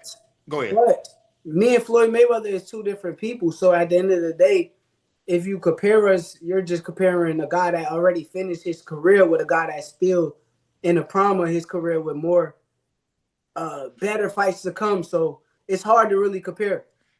I think the thing is that your fighting style is a lot different, is a lot similar because you guys do a lot of counters. And we win. Yeah. Oh, they win. I mean, undefeated. Yeah. So yeah, I think the thing that's my thing. At 35 and 40, Floyd was stopping people. I look at another guy like Shane Mosley, 35, 40, he was stopping people. He had dynamite. When he fought Antonio Margarita, but I thought he fought Margarita at 47. I don't know what he was. I think he maybe fought De La Hoya, 54 or 40? I think he fought De La Hoya at 54. Yeah, but Unc, you gotta also realize that was my 4th weight class, and anybody that's in the sport that goes through 4 weight classes, I feel like it's harder to knock guys out as you move up in weight. And you Yeah. go up, okay. Yeah. Besides the Manny Pacquiao, who probably we don't know that probably wasn't as normal as everybody else. Because I ain't never seen anybody go from one. Pacquiao probably went from 112 and floorboard people at 22, 26, 30, 35, 40, 47, 54. He would, I'm like, well, damn, this little man just not, hey. Yeah, but you got to understand when people move up in weight classes, it's definitely harder to knock people out. stop. Because you're already fighting bigger guys that's already sustained at that weight. Yeah. Sure. Well, we got it ready. We got Go it ahead. set. So we done put it out there in the universe. No, Lamont. Oh, you and Shakur? No. I'll whoop his ass. Oh. But anyway, we got Lamont Roach, right? We got Lamont. We got Okay. Lamont Roach, and then we got Conor Benn at a catch weight. So the tongue is powerful. So we're gonna speak it into existence at 144. Nah, me and Lamont can fight at 140 or 135, either or. I like that. So I'm just bring me in the camp. I told you, come on, man, anytime. Okay. I'm gonna spar you though. Shakur, tear his ass up. I mean, lump him up. If he don't come back with no horn on his head, you ain't do nothing. We got the same exact fighting style. Oh, Shakur said he gonna stop you. I'm coming. I'm gonna have my phone right there with him. Hey, my defense What? is just like his, or maybe better. Like I'm not even Damn, tripping. Shakur, you hear that? I'm not even tripping. Bro, I done studied you, man, all these years, man. Everything. You got him, everything Ocho? he tried to do, I got an answer for it. In America, man, that was crazy. Your defense may be just like Exactly. mine. Listen, most of the time when you before you take a test, you study it, don't you? Yeah, but I've been studying for 20 some years. I've been studying like, for 58. What you saying? Yeah, but you ain't been studying boxing for that long. He said because he's a much bigger man, Shakur, he gonna walk through your punches. Oh, hey. That shit don't mean nothing though. You don't want no rehydration clothes with Ocho? I'm gonna come down to 140. I'm gonna stop him to the body. Ooh. You gonna give him a body shot and stop him? Stop him to the body for sure. Hey, what happened to my camera? I don't know that. Hey, that man said, Shakur, man, hey, man, thank you for coming on, Shakur. We really appreciate that. Hey, when you come back, when you got something else lined up, a big fight lined up, come back and tell us about it on Nightcap, because the Nightcap family, they love boxing, they love Shakur Stevenson, and we can't wait to see your next fight. Is it going to happen before June, after June, the fall? What you kind of looking at? What's your timeline? Probably after June. I don't know. I can't even tell you yet. Once I talk to the business people, we're going to make it happen. So, okay. Well, congratulations on your last fight. You did a number on Teofimo Lopez, a 4-division champ, an Olympic silver medalist. Here he is, ladies and gentlemen, Shakur Stevenson. Thanks for joining us, Shakur. I appreciate y'all. Appreciate you, bro. He said he's going to stop you to the body, Ocho. He said he's going to stop you to the body. Nah.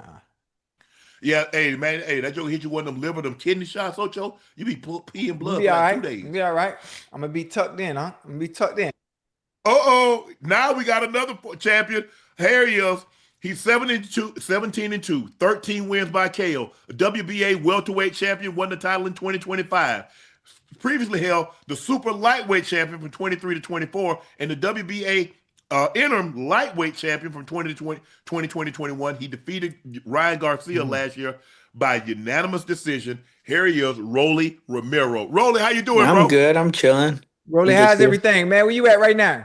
I'm in Vegas. You in Vegas? I want to start off early. What do we have lined up? Obviously, we're excited. Last fight against Ryan Garcia, you handled business. You did what you needed to do. Do you have anything lined up for this year for us to see Mr. Action Jackson Rolly in the ring this year? Well, I think we have Devin lined up for May, at the end of May. So, I mean, it's been a whole week now, and they're still trying to go back, and they don't want to sign the contract. But I mean, it's looking like they will. It's looking like they will. What way do we fighting at? 40, 47? What you looking at, 47. Rolly? It'd be us Ooh. unifying belts, the WBA and the WBO. Mm. So you want 2 belts. You ain't satisfied with one. Nah, I'm happy with anything. Yeah. Matter of fact, hey, speaking of the belts, Rolly, how do you feel about the sanctioning fees? Is it okay with you? Are you worried about where the money is going? But I'm perfectly fine with paying. Let me explain to you with sanctioning fees because everyone got this whole misconception of sanctioning fees like they Right. bad, right? Okay, so let's say the WBO, the WBA, the WBC, and the IBF, they all have Yes. people that work for them and Hmm. all this stuff, right? So how are they paying for people to come over here and bring the people so they can bring the belts and sanction fights? All this, like, bro, all this stuff adds up. Right. You remember Right. this? It's a business like everything else. Okay. It's a business like everything else. Everyone has an overhead.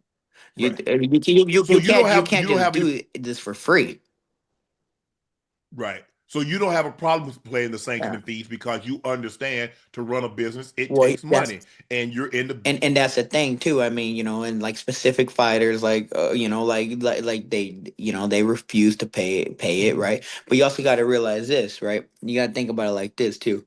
Um, whether 12 divisions in boxing for like males, right? I'm not even gonna count females right now. We'll do it. But there's a certain amount of divisions, right? Right. right. And for each one of those belts, there's a sanctioning fee, right? Obviously, right? So Right. if somebody's not paying a sanctioning fee, that's the money that they're not receiving for their company. You gotta think Okay. about it like that. Mm. On top of that, too, we fight for we fight to be world titles. We fight to be world champion. You need to. And Right. on top of that too, people lack common sense. You can negotiate better fight purses when you have a belt, not without a belt. You don't make Ah. you don't make money without you don't make money without a belt. Unless Okay. you're like, have a fan base from YouTube or something like that, Hmm. like, like Right. Jake Paul or other influencers and Hmm. stuff like that, right? But you need a belt to make money. Having a belt makes you more money, right or wrong. Yeah, you're right. So Are there you any? got to pay to play, right? Yeah, you do. Are there any Yeah. fighters that you think are a draw that the people want to see that don't have a belt?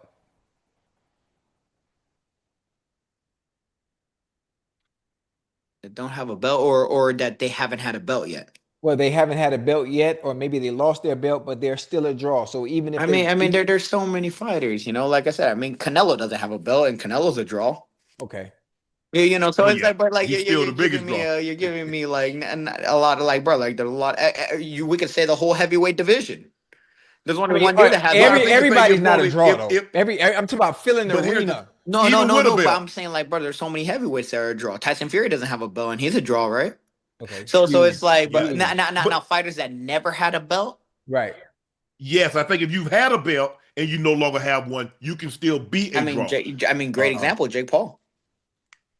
yeah. There's like I say, it's still regardless, it's still very premature, for a lot of fighters too, Right. Right. Like for instance, like I said, I could start naming prospects, boom, boom, boom, boom, and like is Right. but there's no fun in all that. Like I said, there's a lot of fighters that'd be a draw. We just had Shakur Stevenson on. He said, hey, he looking for anybody. 35, 40, 47. What's up? I mean, You've gone on record. You've gone on record, Rolly, and say, man, this fight's boring. He boring. no, no, no, no, no. You said Let me it. tell you like this, right? Shakur Okay. is an incredible fighter. He's a Yes. very talented fighter. Um, it's unfortunate that that stylistically, they're not very entertaining fights. But it doesn't Okay. take dude's a great fighter. Like you can't say yes, you can't say that he's not. He's a great fighter. But stylistically, his style is not appealing to Well, no, it's you. not appealing to really anyone in boxing. Yeah. But Ocho, like what's your for counter? casuals, it's not appealing, and the people that pay for boxing are casuals. That's what I tried to No, explain but to I'm Ocho. hold on. But I'm a Ocho, purist. I'm not a casual, and I enjoy it because I'm understanding what I'm actually watching. are they more purists or casual I don't know. I'm boxing not worried about fans? everybody else. I'm telling you, me when I watch the sport of Well, I mean, boxing I because don't really consider casuals boxing fans. I consider purist boxing fans. No, like people just watch boxing all the time. Mhm. But like, cause But you think who shows up most? casuals will list whatever the top fighter is and just watch that fight, you know. But Nah. those are the ones that pay the money. Mm. Yeah, I'm one that watches everybody fight. So Yeah. Okay. Well, I'm a little okay. different. Yeah, regardless of who it is. And now you can't put the carriage before the horse and talking about, Rolly fighting Shakur, and he just said we got Devin lined up in May. So we got to keep the focal point on. Well, he can have two fights. He could have a fight in May and have another fight in I know, but October. the focus. I don't think that far ahead, bro. See, I told you, And I told you. all you I don't lining up got for May. enough brain processing skills to Okay. be thinking about all that stuff. You know, I'm a Yeah. boxer. We're not Okay. that intelligent. Well, let me ask you this: you started out at in judo. What made you switch to just boxing and and not stick with judo? Well, I mean, the thing is, you know, the way I started, right? So it was like my dad tried to make me box as a kid. My dad was a boxer. And he tried to Okay. make me box as a kid. My dad was a very, very, very, very talented fighter, you know, and Okay. Yeah. we had you know, I doing judo, right? I didn't want to box because my dad would, you know, my dad was really hard on me, right? Really, really hard on me. So last thing Yeah. I want to do, right? So a judo place had opened up right where me and my mom were living at the time, right? So we went over there and then I started doing judo and I kind of stayed with it because I started at 9 and I ended at 17. Now what had Okay. happened was, right, so we were watching the Olympics, right? I was watching for judo. And boxing came out. Hmm. My dad's like all excited watching. I'm like, bro, why are you even excited about these guys? These guys are just touching each other. They don't even hit each other. They're scared of each other. And my dad's like, I don't curse no more, but so he's like, oh, you want to do this? You're scared. You're scared. You're scared, right? I'm like, man, I'll whoop them. He's like, no, you're scared. And so my dad took me to the gym the very next day, and I I put on the gloves. I broke some dude's nose. Right? Yeah, literally What? just wild swinging, right? And I go to the gym 2 days later. I do the same thing. I break somebody else nose. My dad's like, "Hey, punch me as hard as you can right here." I'm like, "No." I was like, "You're gonna hit me," and he's like, "No, punch me for real." I'm like, "No, you're gonna hit me." He's like, "No, for real, punch me." I punched them both. At that moment, my dad realized, no, this dude can crack. Cause Right. like I mean, my dad would make me like hit pads as a kid sometimes, all stuff. But I just barely touch it and all stuff, you know. So it's like that's how that's and I was like, well, I mean, I want to do this last tournament in judo, right? So I ended up doing the last tournament in judo in December of 2012. After that, I ended up starting boxing. Go to boxing. You mentioned earlier. I was heard you. I think you was talking about it today. That Floyd Mayweather was an early influence on your life, early mentor, and he probably doesn't know the influence that he had on your life. What did Floyd do for you? What did he mean to you? Well, first, he's the first person that ever took the chance on me. In reality, I signed with Floyd August 20th of 2016. He would watch Okay. me literally stop everybody in the gym, and I was like, Floyd, champ, sign me. And he was like, oh, what's something on? He gave me his number, and I called him, and the next day I was signed.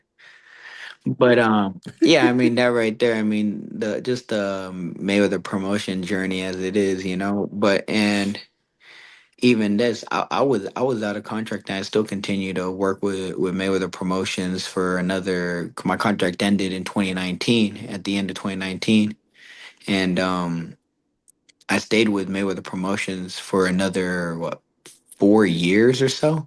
Mhm. So Hmm. I mean that's how much Mayweather Promotions meant to me. That's dope. Hey, Regardless, though, I mean, another thing too. I mean, I was homeless. I told you my pops was hard on me, right? My Yeah. dad, my dad kicked me out the house because I broke my hand, right? And Damn. so I go couch surfing. One day I stay with a girl. One day I go stay over there at a friend's house. One day, bro, it'd be like 4 in the morning. I'd be stuck in the street. I'd be sleeping in the street. It was like that for about a month and a half, right? And I had about 2K at the start of it, right? And I remember my mom gambled her money. I didn't give my mom $1,000 so she pay her rent and all that stuff, right? I didn't tell my mom any of the situation I was in because I never really talked about my problems before. Right. And I started dating this girl. She said she gonna buy me a car and all that stuff, right? She can buy you a car? Yeah, she said she gonna buy me a car, you know. Okay. And so I got like $40 left at this point, right? And like now I'm just like freaking out, right? And I'm like, hey, I go to her house. I'm like, yo, I need this car. I don't got no money. She's like, well, I don't got money. I'm like, okay, well, I need you to give me some money because I don't got money. She's like, no, but so with me being me, I curse her out and I leave. And I go on and I go back to my dad's house, right? And my dad in the summer, right? He done keeps the door open. And he keeps the door open because hotter inside out than outside. You don't put on AC. You know, them Cubans are a little crazy, right? And I go inside. My dad grabs a baseball bat. He tells me if I go inside, he's gonna beat me. And so I curse him out and I leave. And Have you done cussed 2 people out and left in the same bro, day? trust me, I cursed out a lot of people. Right? I don't curse no more. I don't curse no more. But Okay. I go to Cashman Field, right, bro? And I've never in my whole life have been more angry. And I'm like, bro, I'm mad, bro. I've never been so mad in my life. And then I start to cry. Mm. And I hear, tell me what's wrong. I'm like freaking I'm looking around. I'm like, who's there? I'm like, hey, I hear him again. Tell me what's wrong. It was God speaking to me. I never was raised in a church or anything. And I never prayed, none of that stuff, and it was like I heard God's audible voice. So I told him everything that had happened. I told him about my hand being broken. I told him about my dad, how he was acting. I told him about my mom gambling my money. I told him about that girl. I told him I had no car. I told him how I wanted to be champion. I told him how I hadn't talked to my sister in a year. I told him about my niece. I told her I was going to take her to the aquarium. I promised her that she was 2 at the time. I told him about everything that I had no money. I told him about everything that happened in my life. He tells me everything's going to be all right. Just go home. So this is now 11:45 on July 31st of 2017.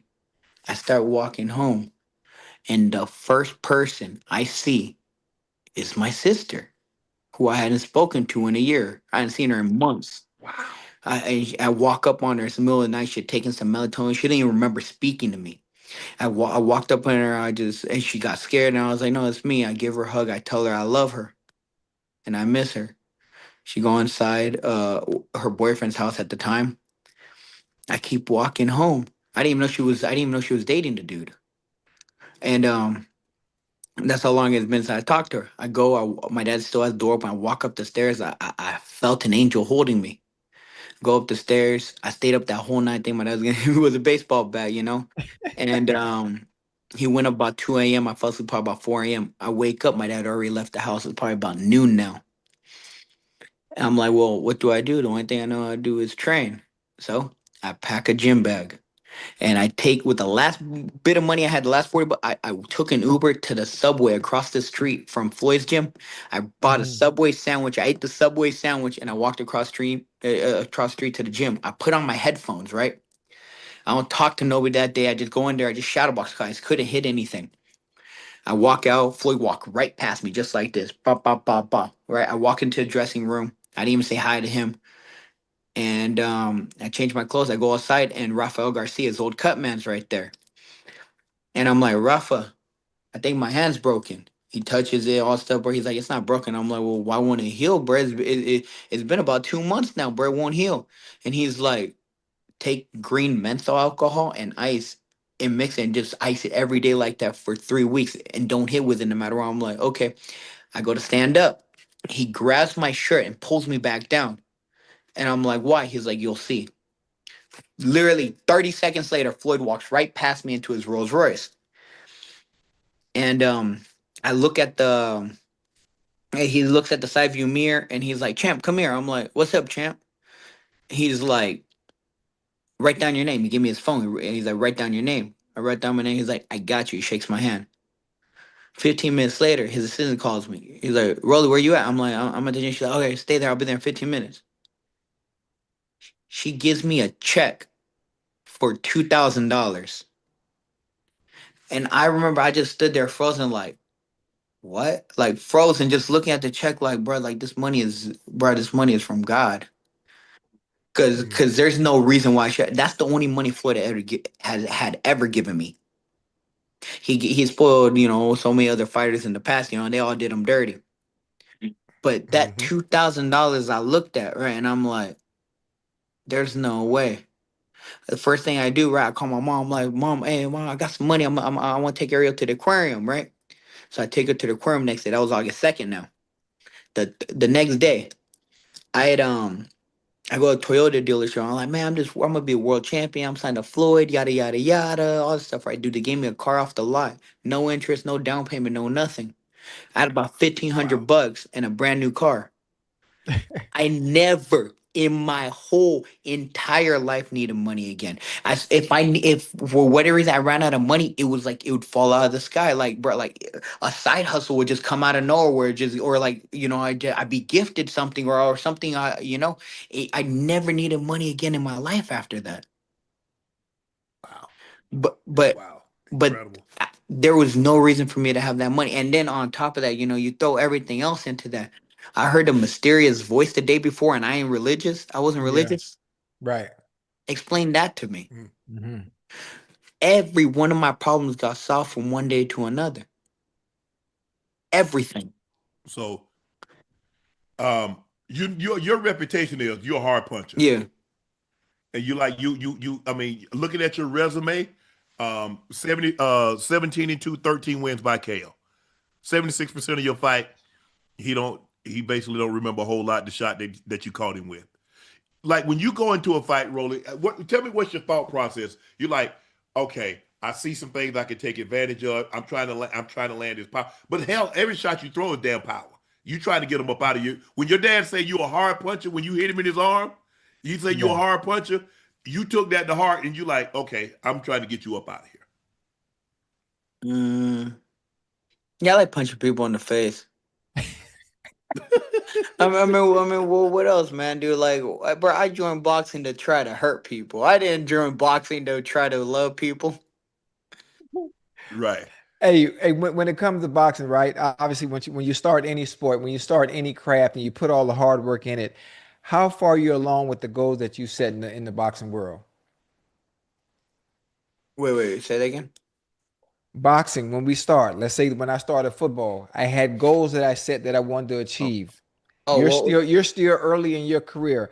How my, far along are you in those goals that you set so far? well, I already messed up my first goal, but What was your first well, I goal? didn't mess it up. But I mean, things happen, But my first goal, I wanted to go to the Olympics. That's what I wanted. Ooh, That was okay. my dream. That was my Wow. dream. Yeah. But I already achieved all my other dreams in boxing. I mean, shoot, I'm a three division champion. Like, well, what else is? Right, Now, right, I mean, unify, be on pound for pound list, get all four belts, all that stuff. That's all. That's all gonna come. right. But I have 19 fights and I've been champion in three divisions. There's only one other fighter in Wow. history that did that, and that's Lomachenko. Loma was Do- nice, eh, boy. Tell me another fighter with three world titles in three divisions with less than 20 fights, other than me and Loma. There isn't. Wow. You've been in the news a lot this week, I Rolly. You know why you've been I in the know news I'm too. a little, yeah. I don't even want to talk about it, but we're gonna have to. What is it about you that she feels that she can beat you? What is it about I mean, she looking at it like she's like, hey, what we can fight at 165. I mean, she's 165. She said she can get down to 165. Her last fight, she was at Mhm. 175. What is it about you, Rolly, that gives her the confidence that she can beat you? I mean, she's a competitor. I mean, she has to be confident. I mean, I never heard of anyone saying I'm gonna fight this person and lose. Right. So I mean, Well, we don't know. Women don't normally say, you know what, I'm gonna fight a woman fighter. Doesn't normally say, you know what, I'm gonna fight a male champion fighter, and I'm gonna beat him in judo, in karate, in MMA. It doesn't matter. Tennis player, Yeah. basketball player. We don't see women. We don't see someone of the opposite sex call out someone in said profession that they're in and say, "Yeah, I can I beat mean, him." Serena ain't I never mean, say, "You know Serena what? Go Williams ahead." did, and she lost to the like ranked 200 dude. Yes, and he beat a sister too. One beat 16162, the other 62, if I'm not But mistaken. But she was like, "You know what? I can't beat." Listen, I'm gonna be honest. I can't beat a male. I just can't. okay, well, I'll say it like this, right? If she believes she can beat me, then she'll beat me. Would you fight? Would you fight? Would I you don't hit fight her? women. They got 20 million. They got a $20 million purse. Now all of a sudden, 20 I, million. I, I, Hey, I, you I, ain't gonna be driving no I, Corolla. You ain't gonna be driving no Toyota Corolla, I Roller. mean, I don't drive any of those anymore anyway. We'll see.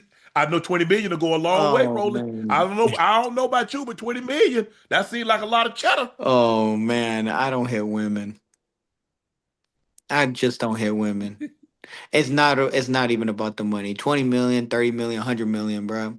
I wouldn't sell myself to go hit a woman. Hmm. I mean, that'll be a sanctioned fight, though, Raleigh. Roller, you in the square, you in the square.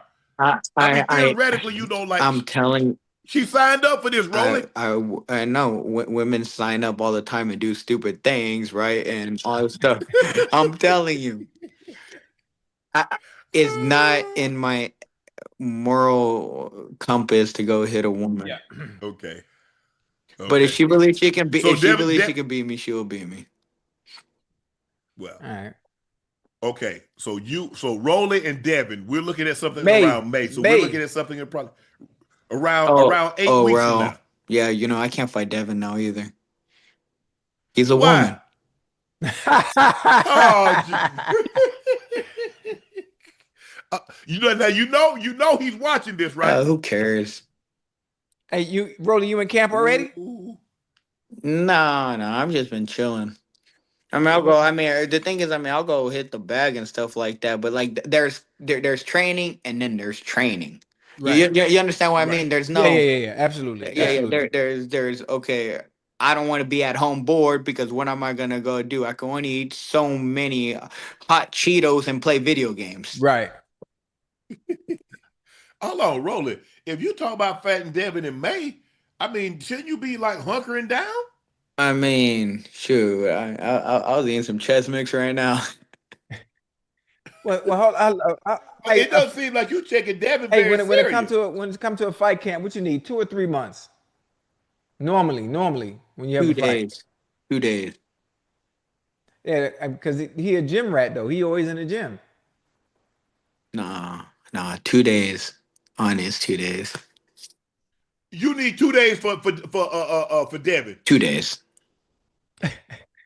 Hold on. Ocho, go ahead, man. He Man say say he need say he 2 days need for two Devin. days. Hey, bring me in camp them 2 days. I'll be your sparring partner. You got a jab on you? Yeah, I probably got the best jab in the business, like Larry Holmes. Get over here. Okay, I got you. I got you. I got you. Well, we hope this fight happens. We hope the Devin Haney fight happens in May. Look Yes, forward to you sir. getting to the ring because you was very, very impressive in your last performance. You pitched the shutout. You did an unbelievable job on Ryan Garcia. I don't think anybody expected that. You did, but I don't think anybody outside of that expected that, and you did a number on him. So congratulations on that fight. And Ocho and I, Nightcap family, we're looking forward to you to getting to the square with Devin. See what's really popping. No, of course, I mean, like I said, if it does happen, it'll be May 30th. We're just waiting on some paperwork on their end. Okay. I like All it. I right. like it. There it is. He's he's a welterweight champ. He's a super lightweight champ and the interim lightweight champ. He defeated Ryan Garcia by unanimous decision last year. Rolly Romero potentially has an upcoming fight May 30th against Devin Haney. Make sure you stay tuned. Check it out. Rolly, if the fight happens, come back to Nightcap and tell us like what we can expect. The fireworks that's going to happen because I'm assuming it's going to be at the MGM. Let us know what's cracking. Of course. Of course. Appreciate it, man. Thanks for All joining us right, catch tonight. you All right, guys. Rolly. Appreciate you, bro. Rolly Romero. Hey, that was dope. Ocho, this might have been the most jam-packed boxing. That was an Go ahead. enjoyable story. I mean, that was an enjoyable Yeah. story. It was a little long-winded, but still, it was Yeah. exciting. You know, it had some exciting parts Yeah. that kept me coming back. I'm like, oh, well, damn. Ocho, Kyler Murray will visit the Minnesota Vikings on Thursday.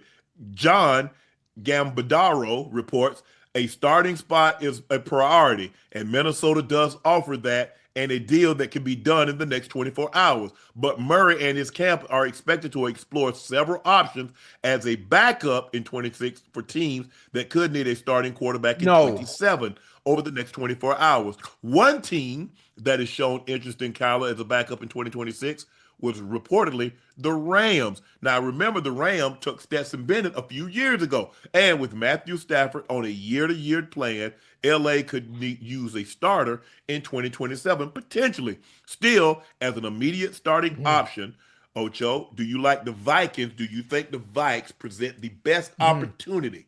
Now he says, the priority number one is starting. But if that's not available, he would look to back up somewhere potentially, and then 2027 shift the Hey, focus. you know good and well, if the Minnesota Vikings sign Kyler Murray, JJ McCarthy's job is over. JJ McCarthy's job is over if he goes to the Minnesota Vikings. Even with the high pick that they just picked him with 2 years ago, 3 years ago, whatever it might have been, his job is over. It's over from there. Kyler Murray's not losing that job to goddamn JJ McCarthy. If And you know, Ocho, what?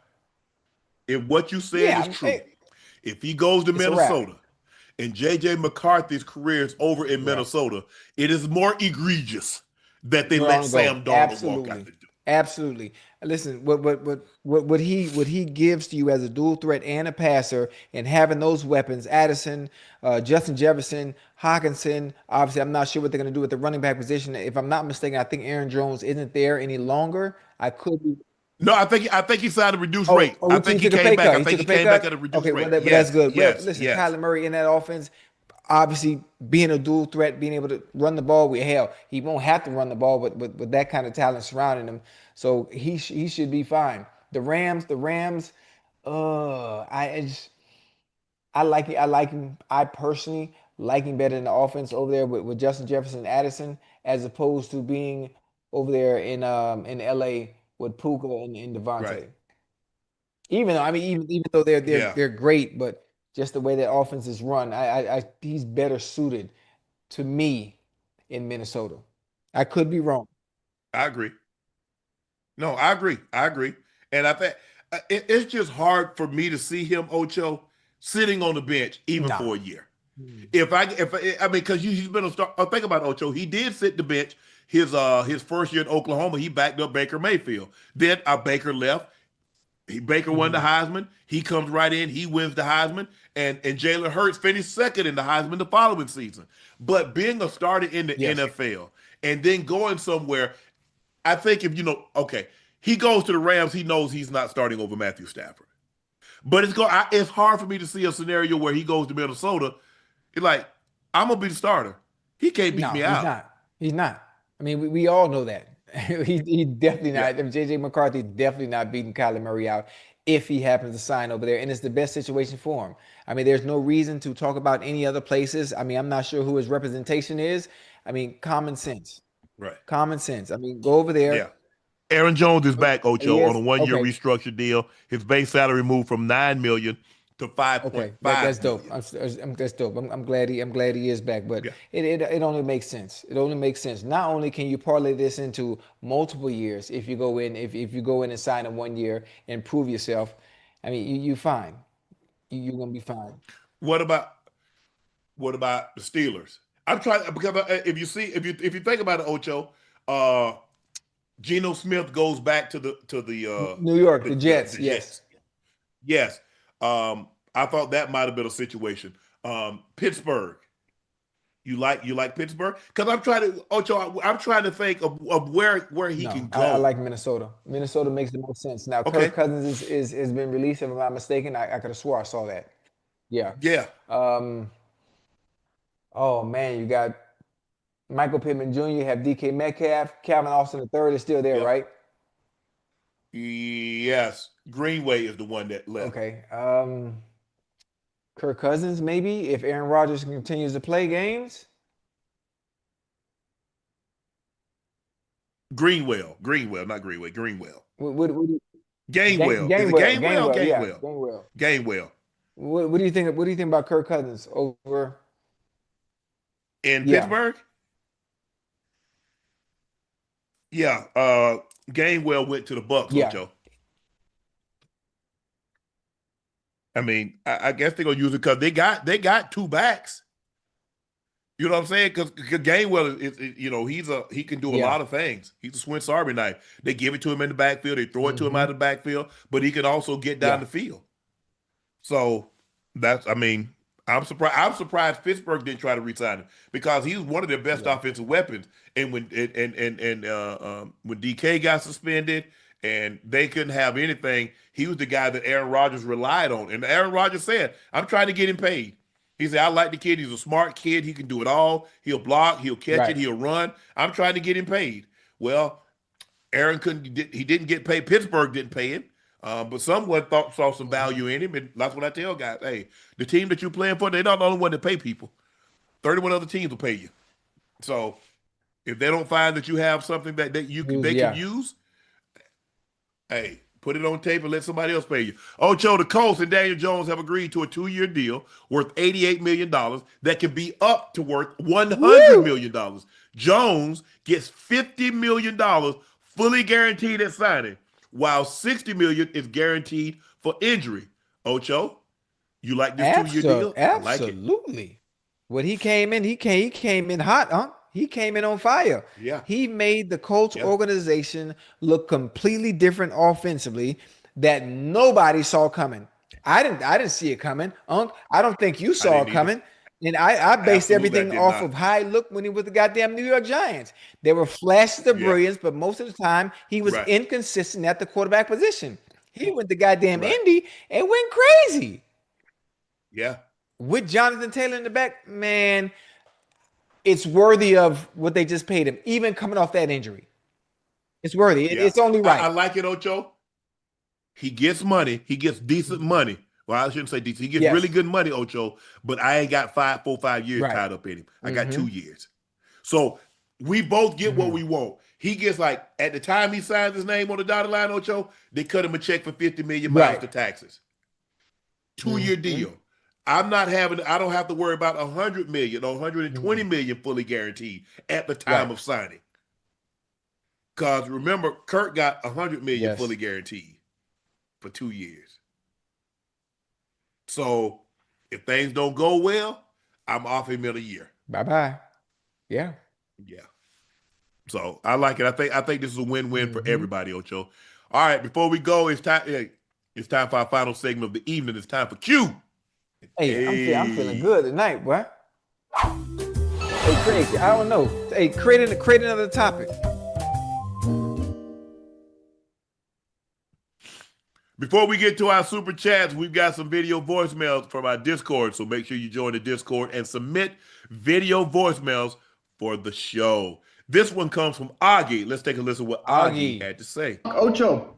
So with Crosby playing the physical, the Ravens backing out of the trade, I'm curious to know, what does an NFL team physical consist of? Or does it vary from team to team, or is it just the same thing league-wide? I think probably it's probably the same league wide, huh? They check you from head to toe, but they want to know everything, and everything. Flip you upside down. You know how you take your car to the car wash and you ask for a detail. A car wash and the detail is the same thing that goddamn physical is like. They know everything. Yeah. They're gonna look. You're absolutely right, Ocho, and especially if you have an injury, they're gonna X-ray it. They're gonna ultrasound. I mean, they're gonna give you a full. As Ocho said, a full detail. They're gonna give you full workover. They're gonna test that knee. They're gonna make sure structurally. Because even though, like Ocho, when I went to the doctor, he's like, okay, let me see. We understand. I see the imaging from the MRI. Let me see how your ligaments are. MCL good, ACL intact. So it is just cartilage. Let me see the other knee. So they do all that. If you got a shoulder injury, they're gonna take the shoulder. Excuse me, chat. So they're gonna make sure, bro. I'm about to invest $100 million in Yeah, something, they looking Ocho. for something. Any little thing too, Unc. I hate that, boy. I mean, some people. I mean, look, if you got so much money that you can buy something sight Hmm. unseen, more Yeah, power to you. But when you start putting that kind of money in something, I want yeah. to see it. I want to touch it. When they say kick the tires, Hey, Ocho, I'm hey, literally I don't kicking the like that too, tires. Unc. What do you call it? You know when they check your knee and they grab the knee Yeah, and they yeah, oh shake. Yeah, my they want to God. see how what kind Hey, of that give me stability you that got. hey, that give Yeah, me the ick. It give me the ick. I know. Oh, Yeah, I I've had hate that done that. so many times because that's really the only way. That's the way they can tell pre Right. MRI if the But ACL how is do they know? intact. What does it feel like? What does it feel like if it's not intact? It's loose. Oh, It's not. It's. Mhm. Or they could tell MCL. They tell, okay, where do you feel? They go, bend it a right. little bit. Where do you feel that out? Inside, Oh. outside. My situation, Ocho, I had an MCL. I've really never had a Yeah. meniscus. I've had a grade 2 of my MCL, medial collateral ligament. No, never had. I'm kind of Hmm. loose in my ACL. So so my dates like you know, that's fine. We know your ACLs are a Hmm. little loose than most. But they like you said, it does, and it does like, oh damn, bro. Wasn't nothing wrong with my knee until you started poking on it. Now my shit hurt. Oh, I'm like, the F. But I get it. The next one comes from Kevin. Let's take a listen to what Kevin had to say. Hey, Mr. Sharp. Right now I'm watching Yep. Club Shay Shay with the Gabriel Iglesias interview. I had to pause it because you're talking about spam and mayonnaise. Mayonnaise definitely does go on a burger and it does go on a hot dog and it also goes with spam. But I'm pretty sure spam goes good with the salad, scrambled eggs, and the grilled cheese, and pretty much anything. Fried rice is another one. Kev, I don't know. That might be a Mexican. Ocho, have you ever heard of somebody putting mayonnaise on a hot dog? Not on the hot dog. I mean, mayonnaise Yeah, on and that's what I was yeah, trying to tell mayonnaise on the Gabe. burger. And listen, I'm not one to ask, especially when it comes to hot dogs, because you know every time I go to a sporting event, I get two You and get I eat yours it dry. plain. I don't know why. I've always been like that. Yeah. And so that he was talking about. I did the interview with Gabriel Iglesias, Hey, he's and funny. he The was talking about comedian. spam. Hey, Yeah, he's yeah, yeah, funny, yeah. boy. Fluffy. Yeah. And Ocho, he was telling me like spam. I said, okay, it's spam. Okay, he's like mayonnaise. I said, I say I'm not the biggest mayonnaise person. I have Right. eaten it, and sometimes you get it in some sauces. They make it like the cane sauce, have some mayonnaise in it, but just Mhm. plain mayonnaise, I'm not really a Right. big fan of that. And then he started to say, yeah, I put it on hamburgers. I was like, nah. He said, oh, and hot dogs. I said, oh, hell, glizzy? You put mayonnaise? I said, nah, bro. I said, bro, I think that's mainly a Mexican. Because I don't, like I said, I've never seen anybody put mayonnaise on a hot dog. I'm sure you Right. can. You can put anything. I mean, they put chili, they put Hmm. sauerkraut, they put relish, obviously onions, um, pickles. I've seen people, normally mustard and ketchup and mustard. But I understand that people put different type of Right. toppings on it. But I've never seen anybody put mayonnaise on it. So, Chad, forgive me. I'm sorry. I've just never seen it. And the way he was explaining it to me, he put mayonnaise on hamburgers, on hot dogs, spam. Okay, I get spam. But Mm-mm. nah, hell nah. Not on no damn hot dog. Mm-mm. No. And I don't even eat hot dog. Chad, y'all put mayonnaise on hot No, dogs? they absolutely don't. It's a select few that do that. It's a select few people that also put ranch on. I've met a few people in life in general. They put ranch on every goddamn thing. Like Yeah, I don't know what it is I ain't no about ranch. ranch, no blue cheese. I ain't none of Nah, that. I'm simple. I just want ketchup. Like I get a yeah, burger, meat and bun, nah. I ketchup. don't even do ketchup. I'm not. My ketchup already comes on my orders when I eat at McDonald's. But even there, fries. I've never in my life had ketchup with fries. I don't like it. The fries get it seems like it get in the way of something. Patrick Reldon, Shannon, I saw your interview with Gravy Iglesias, and I'm very disappointed in you. I eat my hot dogs with mayonnaise too. Ugh. Stop being so picky. Ah, bro, hell nah, hell nah. Mm-mm. Chat, have I missed something? Yeah, it's to each his own. You know, hey, that's an acquired taste. On a hot dog? Nah, don't Yeah, ruin my hot dog. yeah, Hey, was yeah. Gabriel Iglesias funny? Yeah. Yeah. He invited me. I think him and Coy Uh-huh. they're having a show at For SoFi. real? Now Gabe sold out Dodger Stadium. Ooh, Jesus.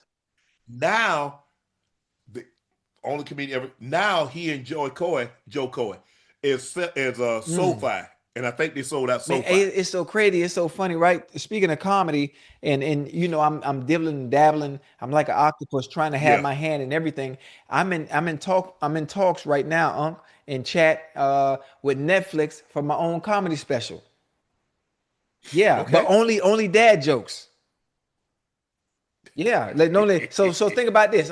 This is the reason why Netflix is coming to me with a comedy special where I'm just gonna do dad jokes for an hour straight. Why is it good? No, I I mean, think think about this. Why is it good to wear glasses in math class? Yeah, why is why it should you good? wear glasses in Excuse me. math class? I don't know why should you. Because it helps with the vision. You get it? The vision. Yes, I wrestle, I win. Ocho, I can help you bowl better. I sent you proof to your Instagrams. Unc needs hips and knee oil. Hashtag 10 man. Unc done bowling.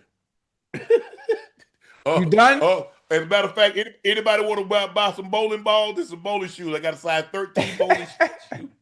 And I got like 4 bowling balls. One with a Denver Bronco logo, one with a beer logo, and one with just my name on that too.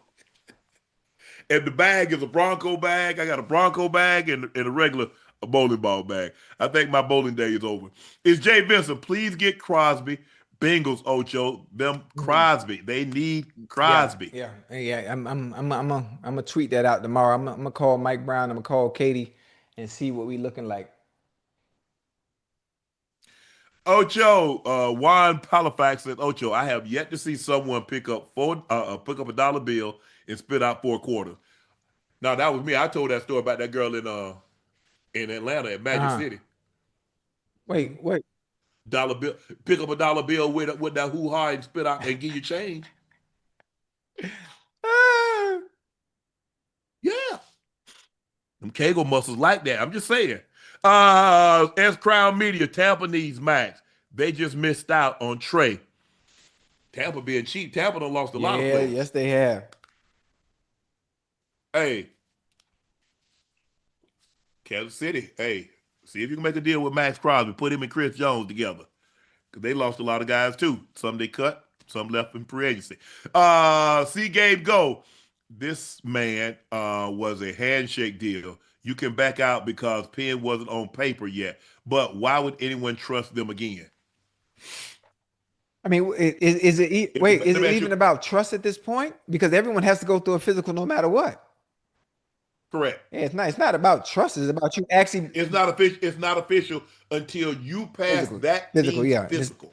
Wait, does Crosby have to take a physical before he even leaves the Raiders to get traded?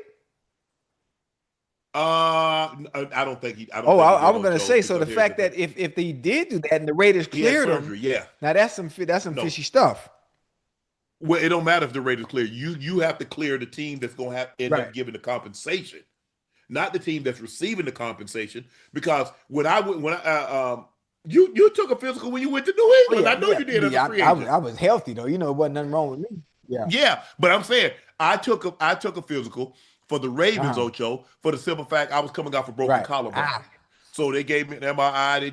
They did all that other stuff to make sure it's healed. You know, they Ocho, they pulling on, lift up and you know, they putting pressure and they try to hold it in, like raise your arm. So they doing all that thing. They pulling on it to make sure it's healthy. And I was healthy, Ocho, because I broke my collarbone like the last week of September, the first week of October. So you talk about November, December, January. So I had been out like 12 weeks, 13 weeks. No, longer than that, because free agency didn't start until like March. So I was fully healthy, but they gave my arm a good old tug. They gave it a run around to make sure. So no, there ain't no pin. It doesn't matter until you pass that team's physical. Ain't nothing happening.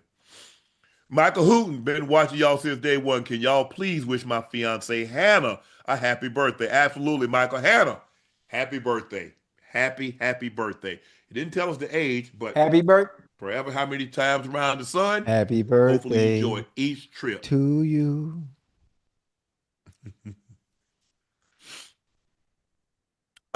Edgar, 55, as a Raider fan, I think they should keep Maxx Crosby. He's had knee issues for 2 to 3 years now. We see what he can do. I think the new moves might convince him. Thoughts? P.S. I'm not getting my hopes up. I don't know. That's tough. That's tough. I mean, obviously he wanted to be out. You're always gonna, as a player, you're always gonna tweet. You're always gonna say the right things when there's a camera in front of you. But it's not how you feel behind closed doors. I mean, we fans, we should understand and know that by now. As a former player, I know that by now. It's all about Maxx Crosby trusting the process. Are they truly building or trying to do what's necessary to turn this into a championship team that can contend? Being able to contend, it takes time. It's not going to happen this year. You have to continue to put Right. pieces in place. Does he have the time to be able to stay around long enough to be able to do that and see them turn into a contender? Look at the division. Are they anywhere closer? Are they anywhere closer to competing against the Denver Broncos or competing against? Quarterback got to be good. Your quarterback got to be good. Because what did the Broncos have? Bo Nix, Yep. first rounder. Justin Herbert, first rounder. Pat Mahomes. Pat Mahomes is coming Right. off of the injury, Ocho. But in order to compete in that division, your quarterback Got to got be to be on great. point. The same thing with the NFC Mhm. North. What do they got? Number 1 overall draft pick, Yes. Caleb Williams. Number 1 overall draft pick, Jared Goff. Green Bay, Jordan Love. In order for you to compete, your Got quarterback's to going be to on have to point. compete. So it looks like all indications is pointing towards Fernando Yeah. Mendoza. He's going to have to be good. Now, if your quarterback is good, it doesn't take you long. You see New Oh England. yeah. They 1 got a year. quarterback in the second year. The quarterback's in the Super Bowl. You see the Commanders. Jay Daniels first year gets him to the NFC Championship game. The next year, you see Caleb Williams gets his team to the divisional round. We see Bo Nix have the number 1 overall seed, get to the divisional round. If your quarterback's good, it gives you a head start on the process of being good for an Yep. extended period of time. TS Car Wash Detail Service. Man, what do you say about people who don't believe Wilt's 100-point game? I think they realize it now because they see. Now, look, Wilt averaged 50. Because here's the thing, Will has a 72, 2 73-point games, and a 78-point game. So we think it's not a stretch. Ocho, and he shot the ball in the 100-point game. He shot the ball 68 times. Hey, And then he had another 32 free throws. 32. So he was 28 of 32 from the free throw line. wait, hey, how come there ain't no footage of that, huh? They got footage of They have no everything footage. else. Ocho, I think they said attendance was like 2,000 people. I mean a lot of those games. I mean a lot of those games weren't televised. All you got is the score sheet. Yeah.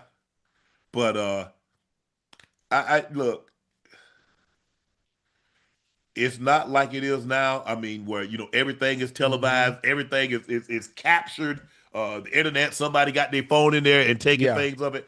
It's not hard for me to believe that he scored 100. Bam got 83. We talk about a man that got. I mean, you got to think about it, Ocho. Prior to this, when Wilt retired, up until say the last 6 years, Wilt had more 60-point games than every other NBA player combined had 60-point games. So he had more 60-point games than every other NBA player in the history of the game had up until say the last 8-9 years. So it's not a stretch for him to get to 100. It's just that Bam, like you talking about a guy, I think Bam maybe, I think he might have Ash, I don't know if you can look it up right quick. Look at Bam's career high prior to last night. When you talk about a guy, maybe 40, I think 40. You do realize this guy career, had career high, I think 41, if I'm not mistaken. So he goes 42 points higher than his career high. Will had a 72, two 73s, and a 78. And if I'm not mistaken, he had those in the same season. The same season. So you can see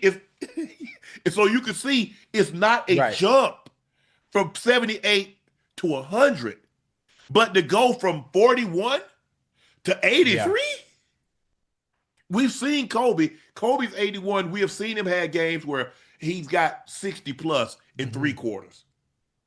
So he's like, well, damn, Kobe. And so now people are thinking like, well, why did Kobe leave him in? And I think that's what I love about Spo. Man, guy going off like that, let that man go. Yep. Let him go. Let him go. Let him cook. Let him cook. Lee Mason 12. If Bam did that to those sorry Wizards, imagine what ISO would do to Ocho. Wait, what? Wait, well, who? Yeah, you say if Bam did that to the Wizards, imagine what Joe goes do to Nothing. you. Complaining about his knee hurt when I cross him up. Yeah. Big Mike one said Bam fourth quarter was like Dak Prescott, empty calories, but shout out to Bam though. Yeah, bro. Anybody that scored those, it's a meaningless game. It's a meaningless game on a Tuesday night. Kobe played a game. I remember Kobe game because it was after the AFC Championship game. I remember watching it. The Broncos had lost to the Steelers. 2006, January. Go look it up. And it's a meaningless game on a January. Y'all make it seem, I can see if it's anybody that scored that number point. If it's in a playoff game, I get it. Or if it's for to get you into the playoffs or better seeding. Come on, guys. Don't try to minimize the man. It's 83 points.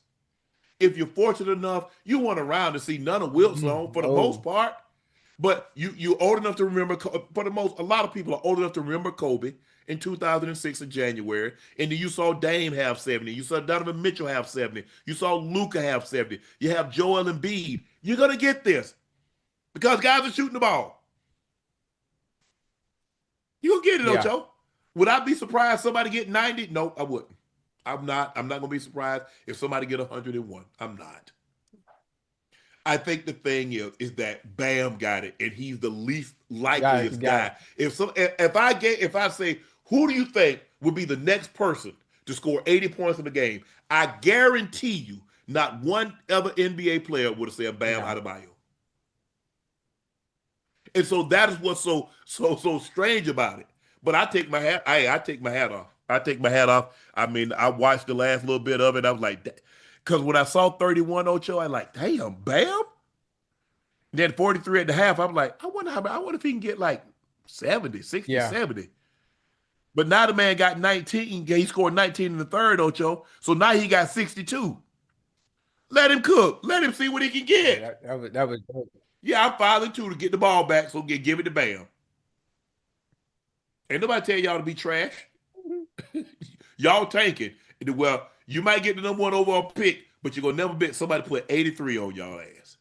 You're going down in history. You are. Screwface Gina Fisher. Nah, Shakur kind of got you there. Got me how? Look, and my thing is like, I like what I like. I never said he wasn't a great fighter. The same thing with Tim Duncan. Was Tim Duncan not a great player? But I don't think anybody's thinking that Tim Duncan was entertaining. They call it the big fundamentals. It's okay. Listen, Ocho, if somebody said, man, I like Unc, but he couldn't score like Gates. He couldn't catch passes like Gonzo. He wasn't the guy that could block or run people over like Gronk. Or he wasn't as in the postseason, he didn't come up big like nephew Kelsey. That's okay. I don't know why, Ocho, that we feel everybody has to like everything about us. Two things can be true. You can be great and not entertaining. But like he said, he's heard that before. I think it was the thing that I said it. Because that's what it is, Ocho. He's heard it before.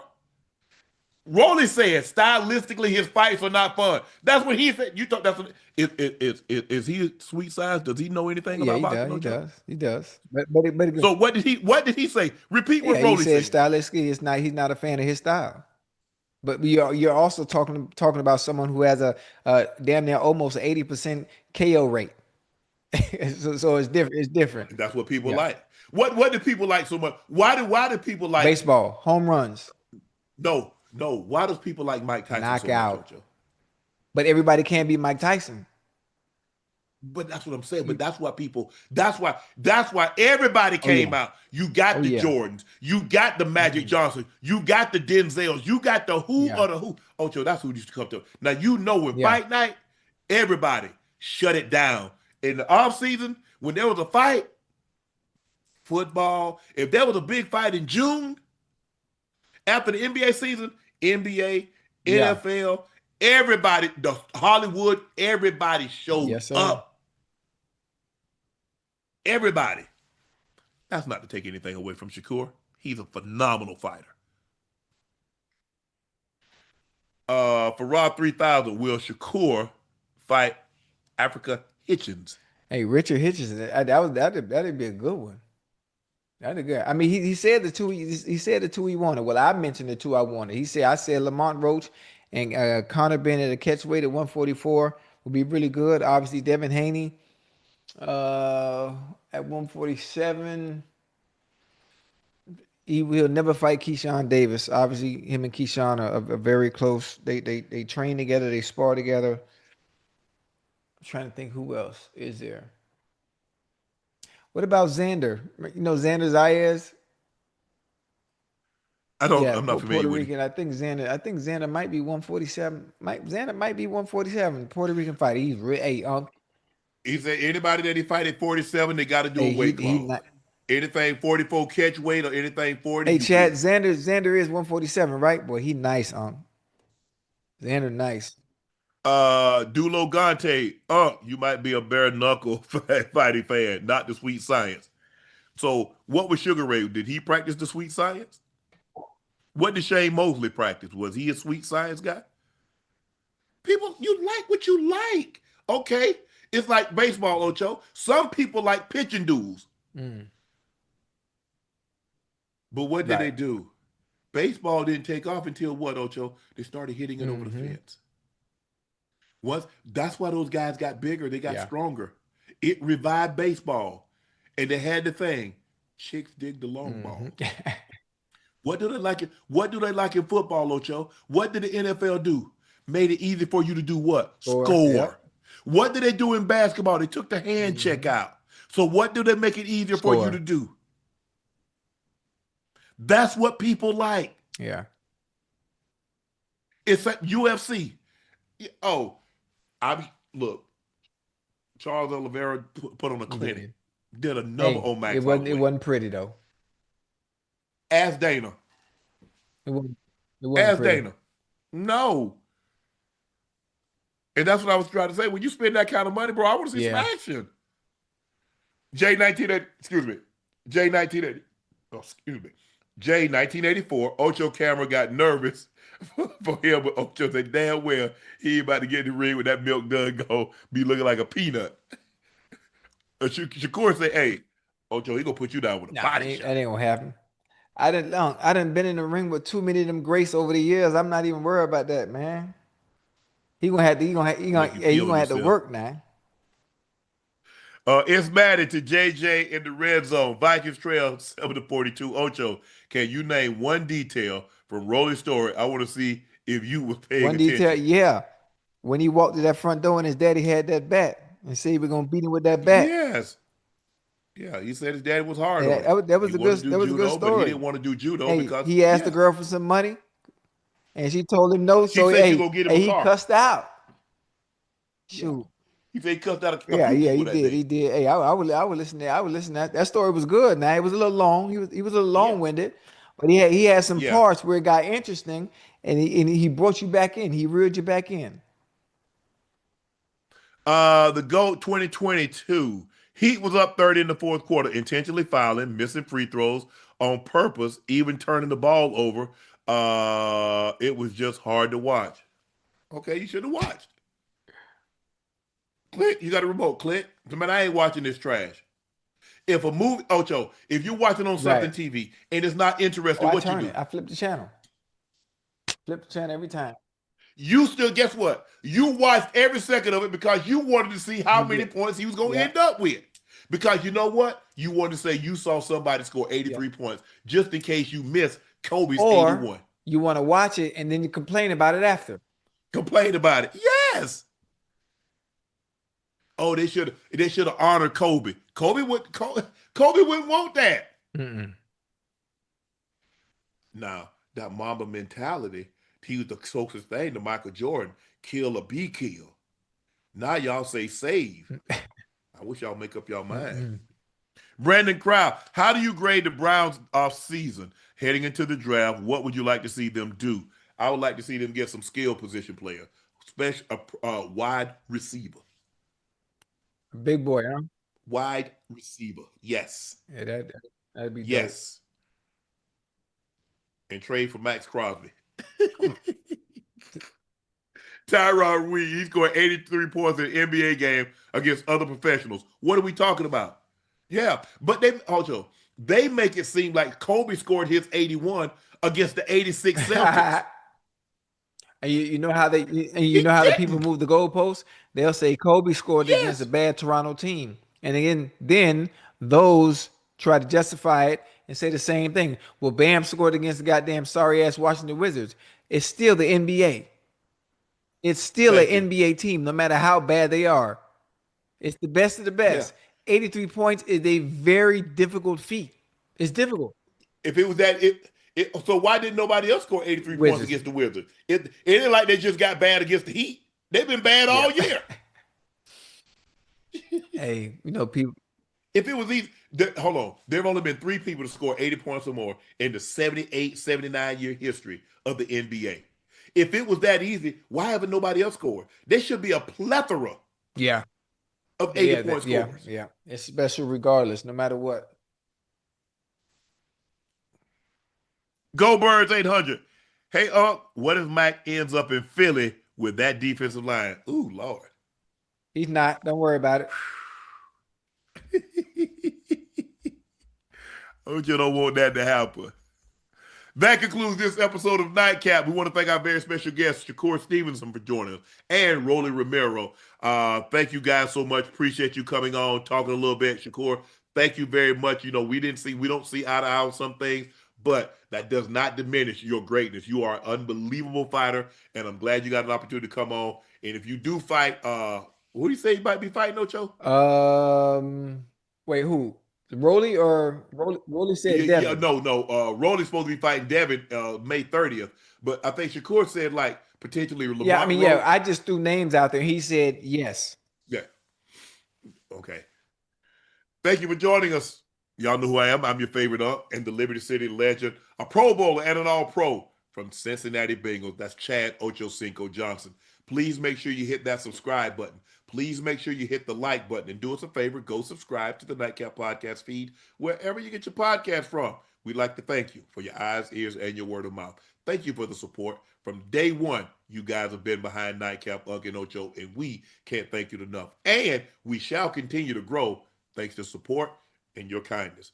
Please, thank you again for your support. Those looking to purchase a bottle of Shea by Le Portier, head over to LePortierCognac.com to purchase you a bottle if it's unavailable in a state or city near you. A premium VSOP cognac, the smoothest tasting, best tasting cognac on the market. Don't take my word for it. Try it against other cognacs and compare. You'll see there's a big difference between ours and theirs. Please drink responsibly and stay safe. Again, Maxx Crosby goes back to the Oakland Raiders after the trade was rescinded for what the Baltimore Ravens are saying, a failed physical designation. He could potentially stay with the Raiders, but there's still some teams out there that in need of a pass rusher and will not have to give up a first rounder, as I don't believe, and get the services of Maxx Crosby. Stay tuned. I don't think this is over just yet. We want to thank our special guests for joining us, Shakur Stevenson and Rolly Romero. Thank you again, guys. Hopefully, chat, you enjoy those guys tonight. I'm Unc. He's Ocho. We will see you tomorrow night. Thanks for joining.